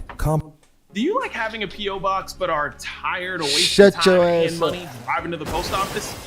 Comparable to terrorist groups. This organizations, but as a national security threat comparable to terrorist groups. This comparison was no accident. It was a calculated move to justify the use of extreme measures typically reserved for international terror cells. The MO of these cartels is just as sophisticated as it is brutal. They employ a mix of violence, corruption, and strategic alliances to maintain their drug trafficking operations. Cartel-controlled areas in Mexico are flat-out war zones with daily battles for territory and power. So, what's being done to solve this? Well, efforts to combat the fentanyl crisis have included increased border security, enhanced surveillance, and cooperation with Mexican authorities. Sadly, these measures have had limited success. The sheer scale of cartel operations, coupled with their ability to rapidly adapt to any obstacle that gets thrown their way, has rendered many traditional law enforcement strategies ineffective. This has led to a growing sense of frustration and a demand for more aggressive action. U.S. authorities discovered a drug tunnel between San Diego and Tijuana.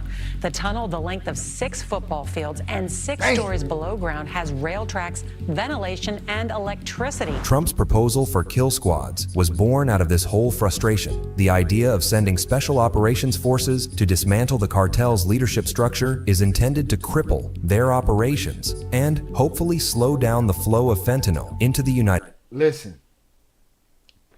El Trumpito wants to destroy, right here, that's his campaign, just like the eye patch guy. We're going to go after the cartels. But you're going to get him out, but who's going to go in there? Because what do you think, everybody just going to stop doing drugs? You're not going to fix your American drug problem. Now you're going to have a bunch of people out here snorting Ajax and bleach. You know what I'm saying? Like, what you going to do? You're going to replace them. They're cutting out the middleman. We no longer need your services. You know what I'm saying? We no longer need your services.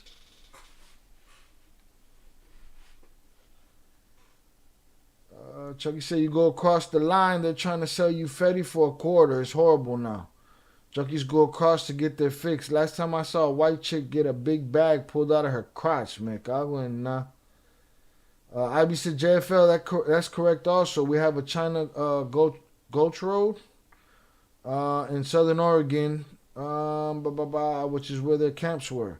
Jonathan said, like and subscribe to the great quality content is free. Salud to you. El Cacico said, puro gente de Señor Trump, a.k.a. El Gringo.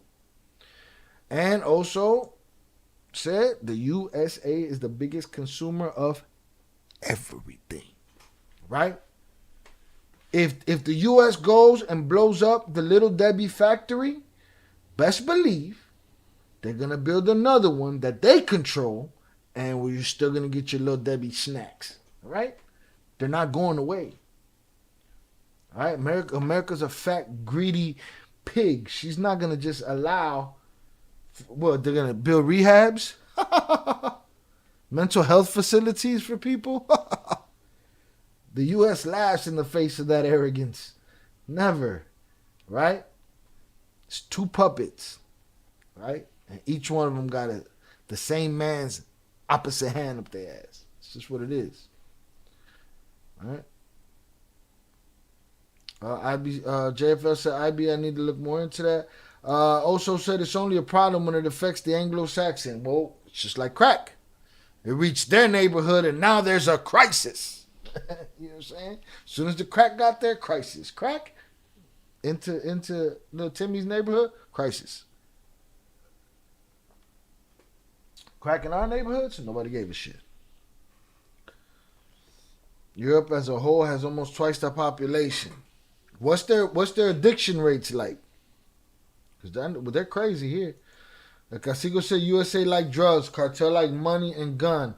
Casico. USA like drugs, cartel likes money, gun, and blood, and power. All right? All of them. USA like the power too, right? But they like the drug. But to say that the cartel like the gun and the money, they like the blood and the power. That's what they like. The money and the gun, not necessary. I could use a knife. And they're just as nasal hungry, if not more. Supply and demand, easy as that. Easy. United States, this plan is not without its fair share of critics and risks, but more on that later. For now, let's take a look at how these cartels are pushing back against the very forces that were designed to undermine their power. In order to fully grasp the magnitude of Trump's proposal to use kill squads, you must first understand the complex nature of the Mexican drug cartels and their operations. It goes without saying that these organizations are not just some petty criminal gangs. They're some of the most highly structured, militarized entities in Mexico, and their extensive networks and deep... Something new from Casper is here. Hint, it's mattresses. With innovative feel, support, rooted influence go far beyond their home country. At the top of the hierarchy sit the leaders, or kingpins, who oversee vast criminal enterprises involving drug production, trafficking, and money laundering. Notable cartels include the Sinaloa Cartel, formerly led by the infamous Joaquin El Chapo Guzman, and the CJNG, under the leadership of Nemesio Oseguera Cervantes, also known as El Mencho. These figures are not only powerful, but also extremely elusive, often evading capture or escaping prison with the help of their intricate networks. And that's not all. The structure of cartels is more similar to that of a corporation. At the top, you have the CEOs, the kingpins, followed by upper management, think lieutenants and regional leaders, and then middle management, the plaza bosses, who control specific territories. This hierarchy ensures that operations run smoothly, even when disruptions occur. For example, if a kingpin is captured or killed, another leader quickly steps in to maintain order in such a manner that you wouldn't even be able to tell that they faced any disruption. Cartels operate through a combination of legitimate businesses as well as illegal activities. This blend allows them to launder money effectively while maintaining a guise of legitimacy. And the real kicker in all of this? Well, one of the key strategies cartels use to maintain their operations is corruption. They infiltrate various levels of government, police, and even the military, ensuring they have allies who can protect them or inform them of law enforcement actions. Mexico's former top cop is behind bars. The attention turns to the man who got away, a case that further proves corruption can rise all the way to the top. This corruption makes it incredibly difficult to dismantle their operations from the inside, as there are always insiders working to keep the cartel's interests protected. Cartel violence is not limited to battling rival groups. It extends to just about anyone who stands in their way, including journalists, politicians, and civilians. This violence is a means of maintaining power and instilling fear, ensuring that communities either comply with their demands or face dire consequences. Trump's idea to use kill squads essentially targets the upper echelon of cartel leadership, the kingpins, and their top lieutenants. All right, so what happens? All right, so this is what happens. I'm about to tell you what happens. What I just say? Either somebody got to take it over, right? It's a vacuum, a power vacuum. Same shit, Chicago. You take the bosses off the streets. Now you got to deal with all of the dudes that was at the bottom just catching the bodies for you. Now those guys are the bosses by default. They done skipped 12 steps. They skipped 12 steps because you took down the first 3 tiers up there, and they stepped up 12 steps. You know what I'm saying? Now you got a monster. Now what you gonna do? Behind this strategy is to strike the strongest link in the cartel chain, therefore disrupting their operations and instilling fear among the remaining members. This approach has precedence in the counterterrorism operations conducted by U.S. forces in the Middle East, where targeted strikes have taken out high-value terrorist leaders. However, cartels, unlike decentralized terrorist cells, have a hierarchical and resilient structure that allows them to quickly adapt to the loss of its leaders. The removal of one kingpin often leads to violent power struggles as subordinates fight for control, which can escalate violence rather than diminish it. New leaders are always ready and more than willing to step in, sometimes leading to even more aggressive and brutal enforcement of cartel operations. The thing is, they collaborate with criminal organizations in other countries too, therefore extending their influence and operational capabilities. The global nature of these cartels makes them some of the trickiest adversaries one can have, as they are not confined to a single geographical area. Since 1990, Border Patrol agents have discovered at least 230 cross-border tunnels running from Mexico into California and Arizona. Come over to this side, do work, bounce. You know what I'm saying? Just like that. They were gone. Shout out Ivan on the check-in. Salutes to you. Ivy said no one even talks about the skiing going on in the banking centers of Asia. Facts. I mean, that's the thing, though, as a humanity, like, some people are just walking through this, just getting through it like a robot, just surviving, and humans are on these drugs, and humans have these hang-ups, and it's like, yeah, again, which brings me back to my less than hopeful demeanor when it comes to humankind. I've heard they have dealers outside bank buildings in downtown Hong Kong for the bankers who run down there for their lunch breaks. I don't doubt it. Chucky said nowadays the risk is too high. Not enough reward for the risk. You get caught with even 1,000 pills, you're doing time, and you're only making 75 cents on each one. Not worth the risk. Absolutely not. But somebody gonna take it. Jonathan said Vietnam and Iran-Contra all over, but worse. And then some. And then, same as in them times, throwing the dope on the street and using that dope to pay for wars, to topple governments. It's all bullshit. All right? There's 2 puppets. All right? And then there's one man, and he got his hand up the ass of each one of them puppets. Remember I said it.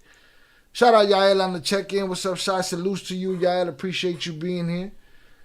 All right, we going late tonight. We hanging out. Salutes. It's crazy. So while Trump's idea might sound like a brave solution, the reality is that cartels are deeply involved in literally any aspect of Mexico's society, and every decision made to stop them has to be carefully thought through. But whatever decision that might be, it also needs to happen fast, because cartel operations are gaining traction at an unprecedented pace, and this can only mean even more trouble going forward.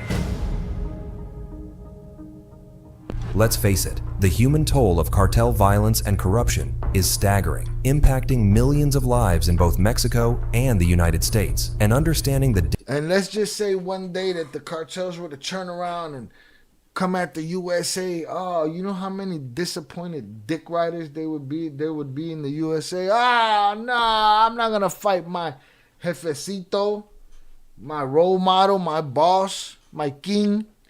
You know what I'm saying? All the dick riders will cry, oh no, they'll go over there and they'll join the other side. Because they're dick riders like that. Yo voy con mi héroe. Shut your bitch ass. Devastating impact it has on human lives is key to putting the urgency behind drastic measures like Trump's kill squads in context. The only constant presence in cartel-controlled areas is violence. People like you and me who are so scared that they even try to illegally cross the US-Mexican border because the risk of getting captured by US Border Patrol officers is a far better fate than what they have to deal with in their own homes down in Mexico. This makeshift encampment behind me can be a lifeline for migrants crossing this treacherous terrain here along the Arizona border. Daniel made the 5,000-kilometer trip with his 2 young cousins to escape gang violence and poverty back home. So Listen. Civilians are frequently caught in the crossfire, and towns become battlegrounds as cartels fight for control over the territories that suit their terrifying agendas. One of the most heinous practices of cartels is the public display of their violence. Beatings, hangings, and mass killings are used as psychological warfare to instill fear in anyone who might oppose them. The slaying of journalists and activists is also extremely common, as cartels seek to silence those who might expose their activities the most. But how much more fucking exposed you think you can be? Ain't nobody bringing up nothing new. You know what I'm saying? Y'all been running roughshod across the whole fucking Mexico and Western United States and United States as long as you want. Who expose you for what? You out there with it. You know what I mean? You want everybody to see it. You TikToking it. Fuck are we talking about here? I'm going to murk you because you're exposing my secrets that I'm telling everybody on TikTok. The fuck? Suppression of free speech and political activism creates a culture of fear, making it difficult for the truth to travel freely. And let's not forget about the profound economic impact of cartel activities, because in regions plagued by cartel violence, economic development is nothing short of stunted. Businesses are extorted, and potential investors are scared away by the instability. Communities suffer from a lack of economic opportunities, which in turn perpetuates a cycle of poverty and crime. You see how this cycle can seem never-ending, especially when I see how this video could remain never-ending. I'm getting tired of these AI things. Notice these AI things. Sometimes they'll start repeating information just to fucking let the video go longer. Catch you looking stupid. Regular Mexican citizen caught in the crossfire in all of this? It's no wonder that, for many young men in these areas, joining a cartel can seem like the only reasonable economic option. They are young men just like me. We look normal, but we're sick in the head. That's a fact. I see myself as a good guy, but if you mess with me... Why are you a good guy? And what if you mess with me, I'll F you up and I'll unalive you, right? What if I don't mess with you? You're going to do it anyway, right? Because you love power and blood and money, right? Just to feel like you the guy, right? That's what you do it for. I'll f you up. I'll kill you. If you're watching this, then I'm already dead.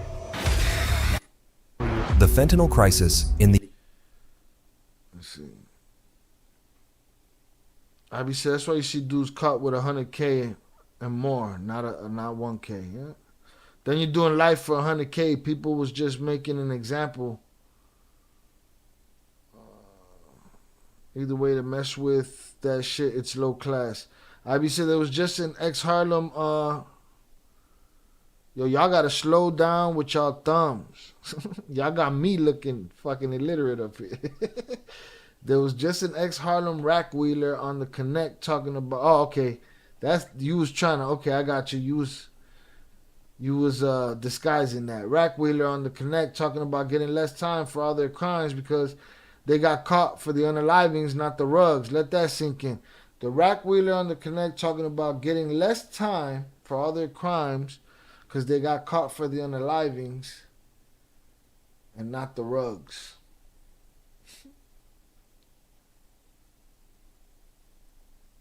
Yeah, they got caught for the bodies.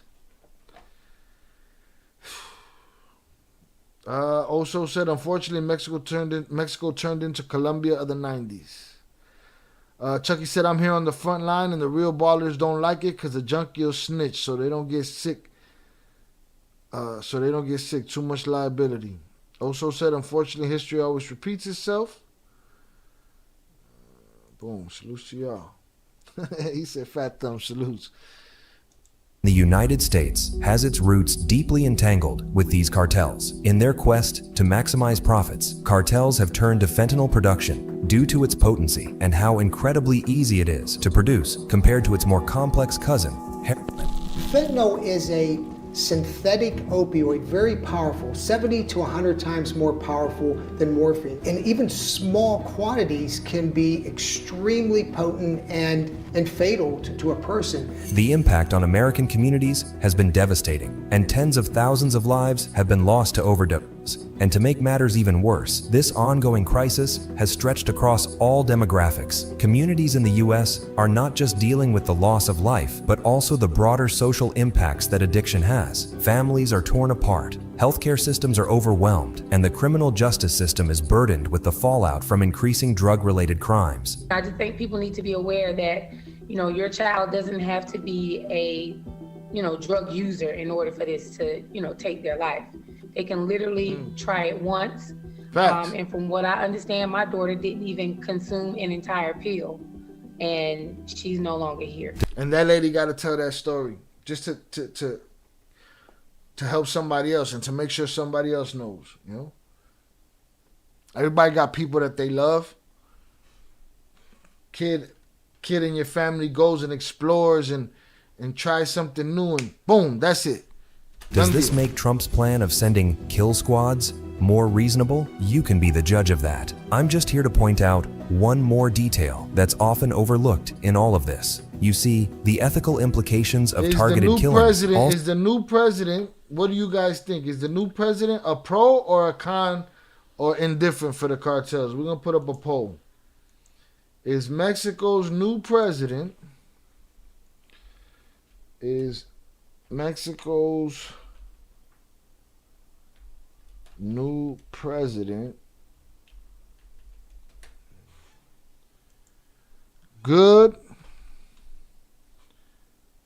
for the cartels?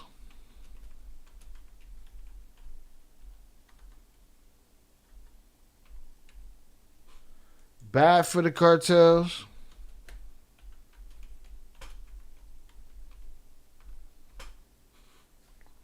And I'll add one more. Or indifferent.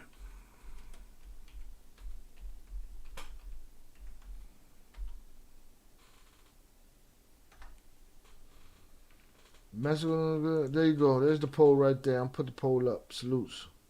Too early to tell. I agree.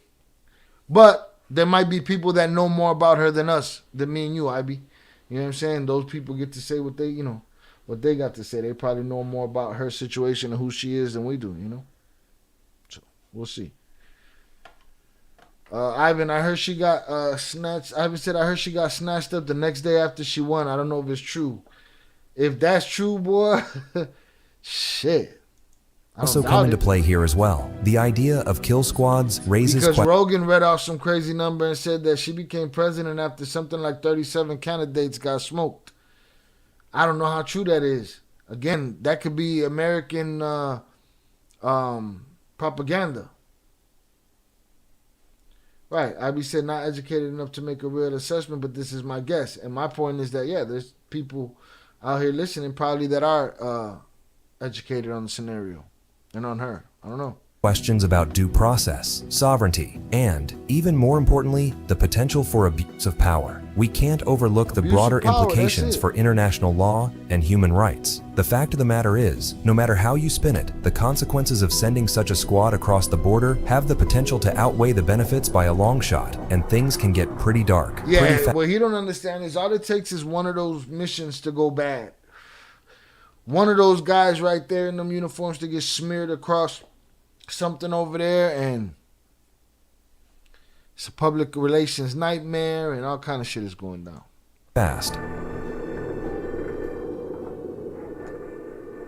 So now that we've established why Trump is considering firing what some might say is the first shot in a long, long war, let's explore exactly what that might look like. Apparently, the essence of Trump's plan involves sending elite U.S. Special Forces into Mexico with the mission of targeting high-ranking cartel leaders. We already know that this concept is not entirely unheard of. After all, the U.S. has conducted similar operations against terrorist organizations across the globe in the past. And, other than directly tackling the kingpins of these cartels, one of the other key objectives of the kill squads would be to target the laboratories where And if you're uneducated on the topic and you don't know whether she's good, bad, or indifferent for the cartels, just make a guess and vote anyways, man. We just hanging out. fentanyl is produced. If we do not focus on these cartels, get ready. These labs, often located in remote and heavily guarded areas, are crucial to the cartel's operations. By destroying these facilities, the aim is to disrupt the supply chain of fentanyl before it can ever reach the US, thereby reducing the availability of this incredibly destructive drug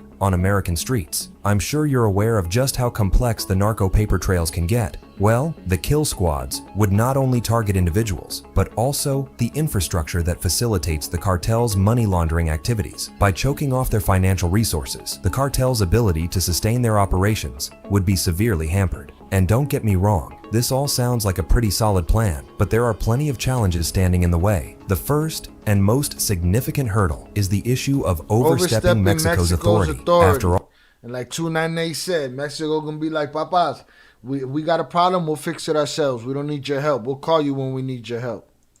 Invading a sovereign nation or conducting military operations on its soil without its government's consent is a blatant violation of international law. And, of course, Mexican President Andrés Manuel López Obrador has taken a strong stance against any form of foreign military intervention. Es un irrespetuoso.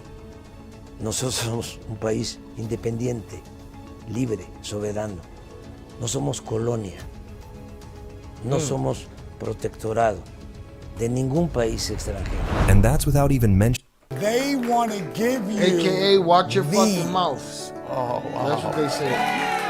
The logistics of carrying out targeted strikes. Ningún país extranjero. And that's without even mentioning the logistics of carrying out targeted strikes in cartel-dominated areas. This is where things get even more complicated. These regions aren't just up for grabs, quite the contrary. They're heavily guarded with sophisticated surveillance and defense systems. What do cartels care about the most? It's their assets. So, obviously, they're going to do whatever is necessary to guard them. And guard them they do. Cartels employ a mix of human intelligence, bribery, and technology to protect their operations, making any incursion highly risky, to say the least. This is modern warfare. We use war technologies. We use drones. Here, everybody is adequately trained to use them to the maximum. Special forces would need precise, actionable intelligence and endless support if they want to even come close to them. And let's not forget about the potential for collateral damage. Cartel leaders often operate in densely populated areas, and locales might end up paying the ultimate price just for being in the wrong place at the worst possible time. There's no security here, no peace, no tranquility. There's only fear. Crying and fear, extortion and intimidation. Any attempt to take out these leaders runs the risk of causing grave civilian casualties, which could provoke widespread outrage and further destabilize the region. And so, the ethical implications of such actions are significant and shouldn't be ignored. Now, does this mean that stepping in and removing a brutal kingpin, if the opportunity arises, is somehow a bad thing? My thing is what is it gonna do? What is it gonna accomplish? To me, that shit, going in there and doing anything don't accomplish nothing. No, not at all. It's just not as easy as it seems. Not only that, it's really, truly, probably to the point where it's gonna take an enemy from outer space to get humanity to line the fuck up and look in the same direction. Otherwise, it's just looking to eat each other up, man. It's just flesh eating flesh. Salus also said the new president got other issues in mind, like what's going on in the Middle East. Facts. Chucky said a lot of machismo there. It won't last. So that I said, Ivan, I don't think that's true. It would have been all over the news. Yeah, I think so too. If she would have got snatched up. JFL said the new president's just a puppet of the old one. AMLO still pulling the strings.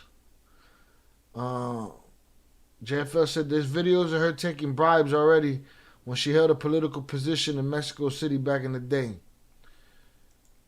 I said, good point, Chucky. I'm really curious to see what's to come. Also said the USA don't give a fuck. They're going to do what they do. Eddie Jimenez said Claudia was definitely the better candidate, highly educated and more more political experience. She's good for the Mexican peeps. She will certainly help the country move forward. Hey, sounds good. They don't give a fuck. However, what her true stance will be against the cartels is yet to be heard of. What do you think the biggest problem is in Mexico? Do you guys think that there's way bigger fish to fry than the cartel's oppression of Mexico? Jonathan said this is spooky because all of the innocent people who have their own stuff ready to back up their people. A lot of people in Culiacan didn't want Chapo or Chapo's sons taken away. Oh, guys, look who's here. I can't read that. I don't know what he's talking about. Salutes. But without international cooperation, this plan seems doomed right from the start. But what's the alternative here? Surely something can be done. Most policymakers argue for alternative approaches that might be more effective in the long run. Remember when I said that cartels are basically huge corporations? Can a business thrive without its customers? Increased access to addiction treatment and recovery. But at what point is this whole criminal situation a snake eating its own tail? You know what I'm saying? Everybody get everybody. You pull a heist with somebody, everybody but one of them gets smoked. Because one of them got all of them smoked. It's like, what are we doing? Recovery services might just be the way forward here. After all, it's been proven time and time again that providing support and resources to individuals struggling with addiction can significantly reduce the demand for such substances. And to add to that, investing in... Now, does any country invest in the rehabilitation of their people, in the mental health of their people? All I've seen over the last 20 years is more mental health facilities closed and more, you know what I'm saying, newer and more powerful drugs to kill people. Like, I don't get it. Ivy said her true stance could be whatever she wanted to be. Doesn't change the fact that she's only one person, and just like the U.S., there's a lot of power behind the scenes that matter more long term. Absolutely. Chucky said, me too. She'll have to go hard to prove she ain't no pushover. I always say, look at a picture of Obama's face the next morning before, the inauguration and the next day.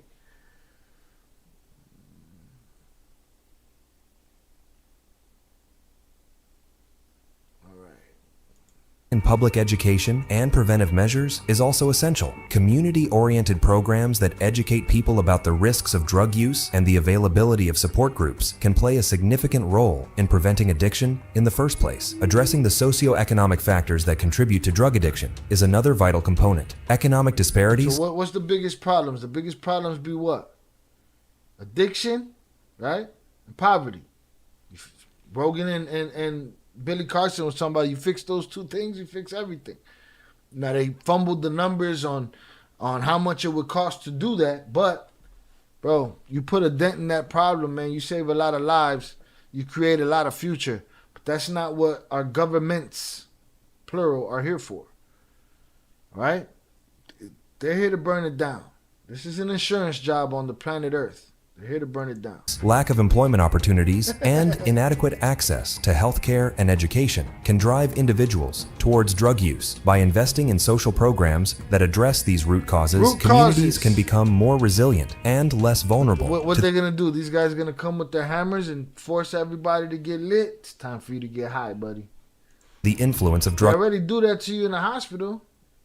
I've seen many a doctor make many an addict in my lifetime. Cartels. Moving on to what's out of your control or mine, and that is, of course, strengthening international cooperation. Governments everywhere need to work closely with Mexican authorities to dismantle drug production. What does that mean exactly? Well, a lot of things. Enhanced intelligence sharing, joint operations, and capacity building initiatives can all improve the effectiveness of law enforcement efforts on both sides of the border, not just the US. After all, why stop at just one border and not try to make a difference in the places that probably need it even more? Who needs it some more? The Mexican drug cartel Salute Death Door issue is complex. It's been affecting millions on both sides of the border for quite some time now. Do you think Trump's plan of sending kill squads to Mexico holds any real water? Make sure. No, because it don't matter what you do. Somebody else ready to take over. The shit don't stop. And it won't stop. It is what it is. It is what it is. Salute to y'all. Hundreds up for y'all. Shout out 298 Sosa. Hundreds up in the chat for y'all. Hit the like button if you have yet to do so. Right? Don't be a horrible person. Just a fucking, don't be like the big boss dick rider and, not hit the like button, man. Gotta hit the like button, man. Some of y'all already gotta pay to play and to get a response out of me. So it is what it is. All right, salute. So we went over that. I appreciate everybody's input. I don't know what what it'll be. He says big things. A lot of it is to, gas the people that support him up. That's with any politician. That's with all politicians. None of them are immune to it. Some of you guys have very strong beliefs. You're willing to fight. You're willing to go kick down the door at a Congress or whatever. That's cool. You know what I'm saying? To me, 2 puppets, 1 guy, 2 hands, left and right, up their ass. All right? That's what's happening. I see. Luckily, as the host of the show, I get to pick and choose who I acknowledge in the chat. It's an amazing thing. Unless they put, they gotta pay to play. IB said, I think this is great internet community because it's actually connected in a realer way than I've experienced in this space. It said that connection is the opposite of addiction. That's a good one. That's big, right there. You know what I'm saying? We are definitely disconnected a whole lot. Over a whole lot of things, and then you'll be surprised at the things that bring people together, right? But it's also relative, There's 2 abusers that want to be abusive, and they get together and they connect too, So again, we're also the, connection, good connection is also the antithesis of these fucking animals that target 3-year-olds and this, that, the other. Like what? Crazy. Chucky said, don't be ghost watching. You could ghost watch. You're more than welcome to ghost watch because, when you ghost watch, you're not calling me on my name. And if you ghost watching, the least you could do is hit the like button. Like, that's the least of the least. You know what I'm saying? And then, the people that have gone out their way to call me out my name, I don't have to acknowledge them unless they pay to play so they can talk to themselves all goddamn day. All right? Bars. IB said, never felt so consistently out of place and at home at the same time. Sorry, your channel just hit different. Salute to you, IB, man. We in here. We hanging out, man. We talk about what we talk about. It is what it is. Again, you guys feel free to, suggest content and, make requests, things like that. But, we just keep it moving. When I get on, we get on. Like, again, you guys are the reason I end up getting on anyway. I'll be like, I don't want to do this shit today. YouTube makes it rough, man. They be, Let's see. IB said, I guess we're all of the age where we've made all the wrong connections already a time or two. Facts. And again, this is a hangout. We could be somewhere doing the foulest shit in the world right now. We could be out there hurting and oppressing people our damn selves, but we choose not to. We're here. We're hanging out. Many of the days I spend outside, now I'm happy to spend these inside. Salute. And when I'm outside, it's fuck you too. You know what I'm saying? I'm on my own shit. So it is what it is. All right, let me see what we had here. What did I have here? It was pretty much it, man. It's pretty much what I wanted to talk about today. What did we get? We got the 3 Mexican YouTubers. Again, I feel like the guy in the middle, he was up to something. And then you had the lady, the peluca lady. I feel like she caught a bad rap. And I feel like the chin guy caught a bad rap. Sad story. And again, thank you to you guys. You guys keep it, you keep it positive around here. Jonathan keep the positive energy. IB keep the positive energy.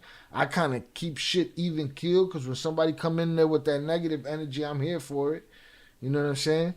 But we have a good time, man. We don't have to, we don't have to agree on everything. Right? I'm not here for nobody's agenda. You know, there's people in here. Some people don't believe that abortion should exist. Some people do believe it should exist. You know what I'm saying? That's up to everybody's own shit. Screaming it out loud don't change shit for nobody. Screaming it in each other's face don't change shit for nobody. You know? So salute to y'all for being able to have the conversation. Every now and then I'm going to tell a motherfucker, you got to relax. You're going a little too hard right now. I do that, they get mad. It is what it is. They don't come back. They ghost watch. That's cool. It is what it is. Grown folks over here, we passed the BS, period. Like, what? Now, dude, the dude that is to be unspoken, you know what I'm saying? He don't get no acknowledgement because it's like when you had the opportunity to come in here and talk, you chose to come in here disrespectfully and call me all kind of different shit and tell me about how motherfuckers would skin me. You know what I'm saying? So now I don't have to acknowledge you. Now you got to pay for me to acknowledge you. So salute. Salute Zoraida. Salute to IB.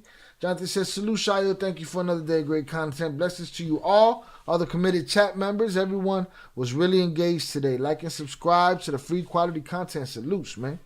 JFL says, Shy, we need more coverage of the boxing fights. Well, here's what happened, JFL. I went over to that other channel. The first time we did it over here, we got a nice number of people because I already have a following. When we do it over there, it'd be me, Soraya, Young Jizzle, Jonathan, and Oso in there. You know what I'm saying? Every now and then you feel free to drop in. But that channel just doesn't have enough going on for me to dedicate more time than just reactions to it. You know what I'm saying? So, like, there's stuff that I want to cover. Believe me, I love to be able to cover it on this channel, right? But I needed to get love on this channel. I need people to watch it if it's on this channel. You know what I'm saying? You know, there's things I want to cover. Is Conor bailing out? Conor bails out on this fight. I don't want to see him. I want to see fighters that want to fight. As far as him and John Jones goes, they've always been the fighters that don't want to fight. Fuck them. That puts an asterisk on their career as far as I'm concerned. You know what I'm saying? So it is what it is. June 15th, Gervonta and David Benavidez on the same card. Absolutely. There's a couple of things coming up. That Broner against Blair. Blair Cobb is the kid that grew up in Mexico, you know, around the cartel. He's fighting Adrian Broner. So we'll see what that looks like. Adrian Broner had to talk tough to him and shit. You know what I'm saying? All right? So, you know what I'm saying? Well, so JFL said we need to cover more boxing fights. So, yeah, so I'd love to cover press conferences and all that, but now all I can do for the Head Kicks channel is main event comes on or main card comes on, I fire it up, and we're there watching. You know what I'm saying? And that's it. You know? IB said this is the Illshire internet home for the wayward grown folks with morals and stuff. Right. And sometimes immoral. You know what I'm saying? But we just not in the gutter with it, man. You know, there gotta be levels. Listen, brother, I apologize. No hard feelings on my part. Okay, cool. Salutes. Tank Davis versus Frank Martin next week. Yep, that's going down. Apparently there's a big story about, you know, the time that they sparred. Shit got heated. But we'll see. Again, I'll be there for the main event. You know what I'm saying? I'll be at Head Kicks. Make sure you're there. All right? Make sure you got the notification bell hit and turned on so that you don't miss out when we do pop up over there, because sometimes I pop up during the walkout to the main event because I'm not going to do the whole card, you know. It takes away from my enjoyment of the fights. You know what I'm saying? As far as, you know, I feel like I'm on the clock for like 5-6 fights where I'm trying to watch that main event with y'all and talk crazy. Either or, I'm here for a shot. Salute to you, JFL. I will see you there. Zoraida gonna be there she said she'll be there for the boxing main events, but we're gonna MMA her out. We gotta find the perfect story and the perfect little mini documentary we could send her so she'd be like, oh shit, I'm in. You know what I'm saying? We gonna get her, don't worry. All right, let me go back to the chat. Let me start up at the top real quick. Salutes to the people that popped up on the other side in another dimension. That'll be the last time that dimension goes live. I will be posting videos in that aspect ratio, but I will not be going live like that. It's just too much. We go live the way we go live. Salutes. All right. Let me see. Salutes IB. Salutes Rilo. Appreciate you. Appreciate your donation, sir. Thank you very much. IB, I appreciate you. Appreciate your donation. Thank you very much. Shout out 5,500 pounds. Big June, I appreciate you, sir. I send mine in full. Chucky Chingon, salutes to you. Jonathan Pantoja, I appreciate you. Upper Echelon on the check-in, salutes to you. Zoraida, we appreciate you as usual. Who else we got here? 030 North from both dimensions. We saw 030 in both dimensions. Salutes to him. Chucky Chingon, I appreciate you, sir. Let's see who else is up in here. Nathan Wallace, we appreciate you. Thank you for coming through.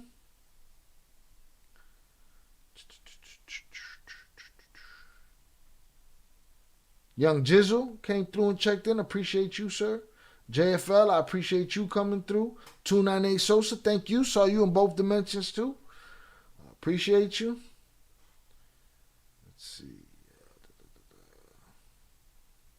Dercio, thank you for coming through. I'm going to look into that other influencer that got unalived this week. Shout out Brittany Montalvo on the check-in. I appreciate you coming through.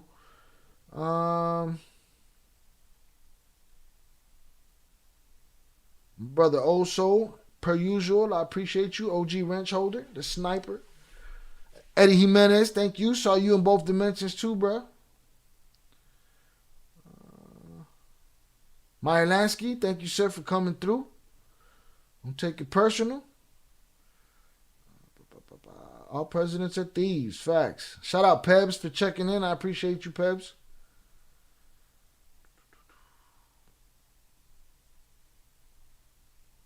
El Cacico, thank you. Your input is always appreciated. Ivan, appreciate you for coming through. Yael, thank you for stopping through.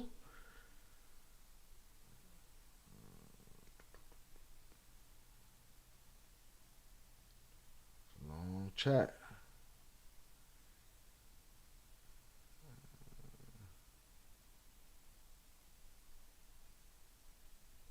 Big Blanc from the old Mr. Party. Don't trip. You can catch the replay, bro. It's full of excitement and interdimensional shit going on. We was testing shit out today. JFL says Seveda versus Cabrera, July 6th. Right, I'm going to make you a moderator on that other channel to schedule shit. Salutes. Chucky said, Shy's been a real dude since day one. The voice of the streets real. Always recognize real. Salutes to you, Chucky. I appreciate you, sir. Salutes Old Soul. Jonathan said, I'm down for the MMA and boxing content, however you want to go about it, but we'll make it grow. Salutes. I appreciate you, bro.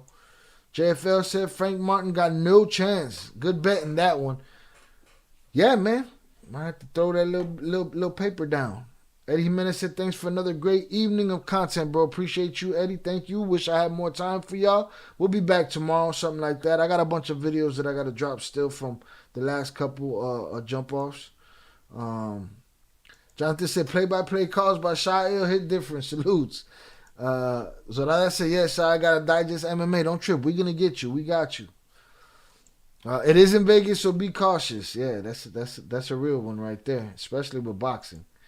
All right, salutes my brother Old Soul. Big Blanc, you can catch Replay Gang with Smokey Fuma. He'll be in there somewhere. Keep them hundreds floating for show.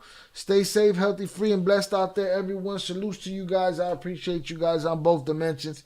It was worth a shot. We did it on and popping. I will see y'all hopefully tomorrow, and we will be talking about something else. Y'all have a great night. Y'all be safe, and peace.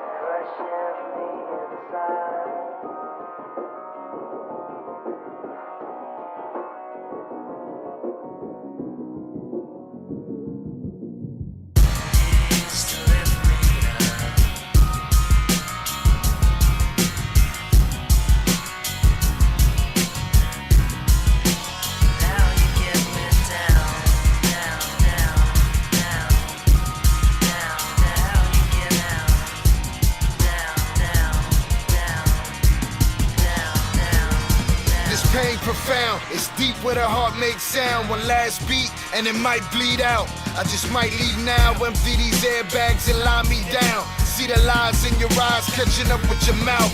I made my mistakes, of course I never lived them down. You won't let me, left marks on your heart. You will never forget me, condescend me and call me proud. I told you what you need to win and how. I'm a madman now. My worst fears realized, no longer the sad clown, Pagliacci the Pennywise. The point of no return, make them ashes and let them fly. You ain't gon' save them all, so go ahead and just let them die.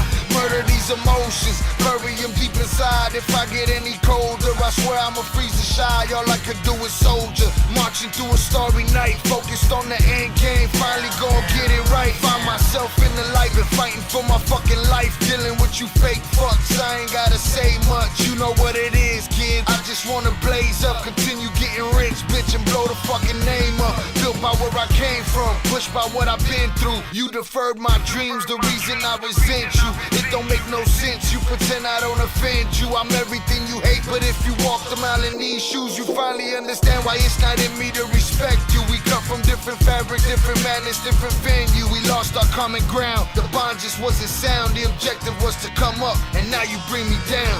Now you bring me down.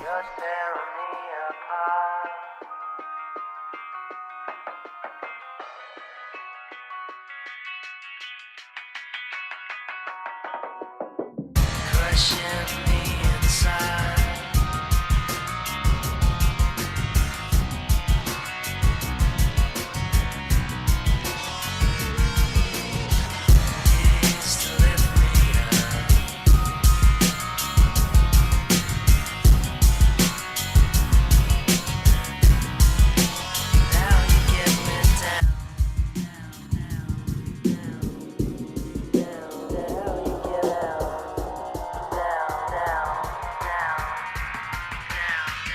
Cold stares and crooked smiles for what seemed a million miles. Every demon that I let in is out to hunt me down. Burn this jungle up around me, leave the ashes on the ground. Scorched earth, cursed birth, body bags of 4 pounds. This is what we left with, why else would we be desperate? Gunning for each other's heads, wishing everybody dead. Fight the reaper often, but he will never soften. Relentless with his methods, he will put you in the coffin. My mind isn't earned, cause I've already burned. Drowned in the dark matter, mirror shattered, I've learned. You won't take what I've earned, never break what I create. Cause I have made the sacrifices you're afraid to make. My fear is lost potential, being anything but great. Succumbing to the suckers, to the leeches and the hate. Politicians with their speeches in these streets cannot debate. Punch your ballots with these bullets and you'll run and seal your fate. Democracy's a mockery, only the strongest stay. The weak will fade away, and us will see another day. No matter what another motherfucker has to say, I will never let you hold me in one place. Your problems are your own, it's personal, emotions overblown. Living separate visions, conscience overthrown. I trust none of you bastards, I'm safest when I'm alone. It's sad, I understand it's how it is out on this road. To take a gorilla's grip to hold on to your soul. Brute force to stick to the script and not let it go. You can't slip, one false move and you'll never know. Had you gotten up, how far you go? How far you go?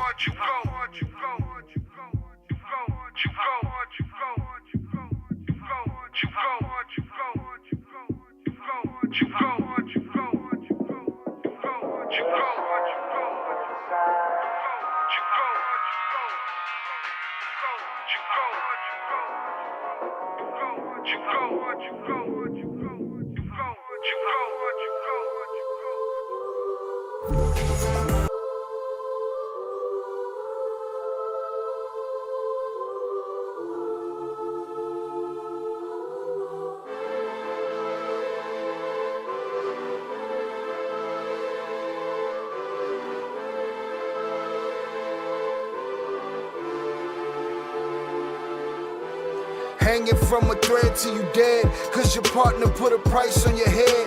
Cause your chick was laying up in his bed, she getting details, spilling every word that you said. She working retail, thirsty bitch just trying to get ahead. If history tell us anything, y'all both end up dead. It's just a street tale, a fable, some shit someone said. Sit at the table and hope there's more to offer than bread. Pulled out the cradle, first steps you getting chased by a fed. No head starts, just body parts and lead sparks. Old religion, brand new hate and weak hearts. Oligarch sharks, krakens, dragons, you see sharks. Imagine you can manage to maneuver the deep part. You a savage, you can have it, just show all your teeth sharp. If you could grab it, you could stab it, just aim for the bleeding heart.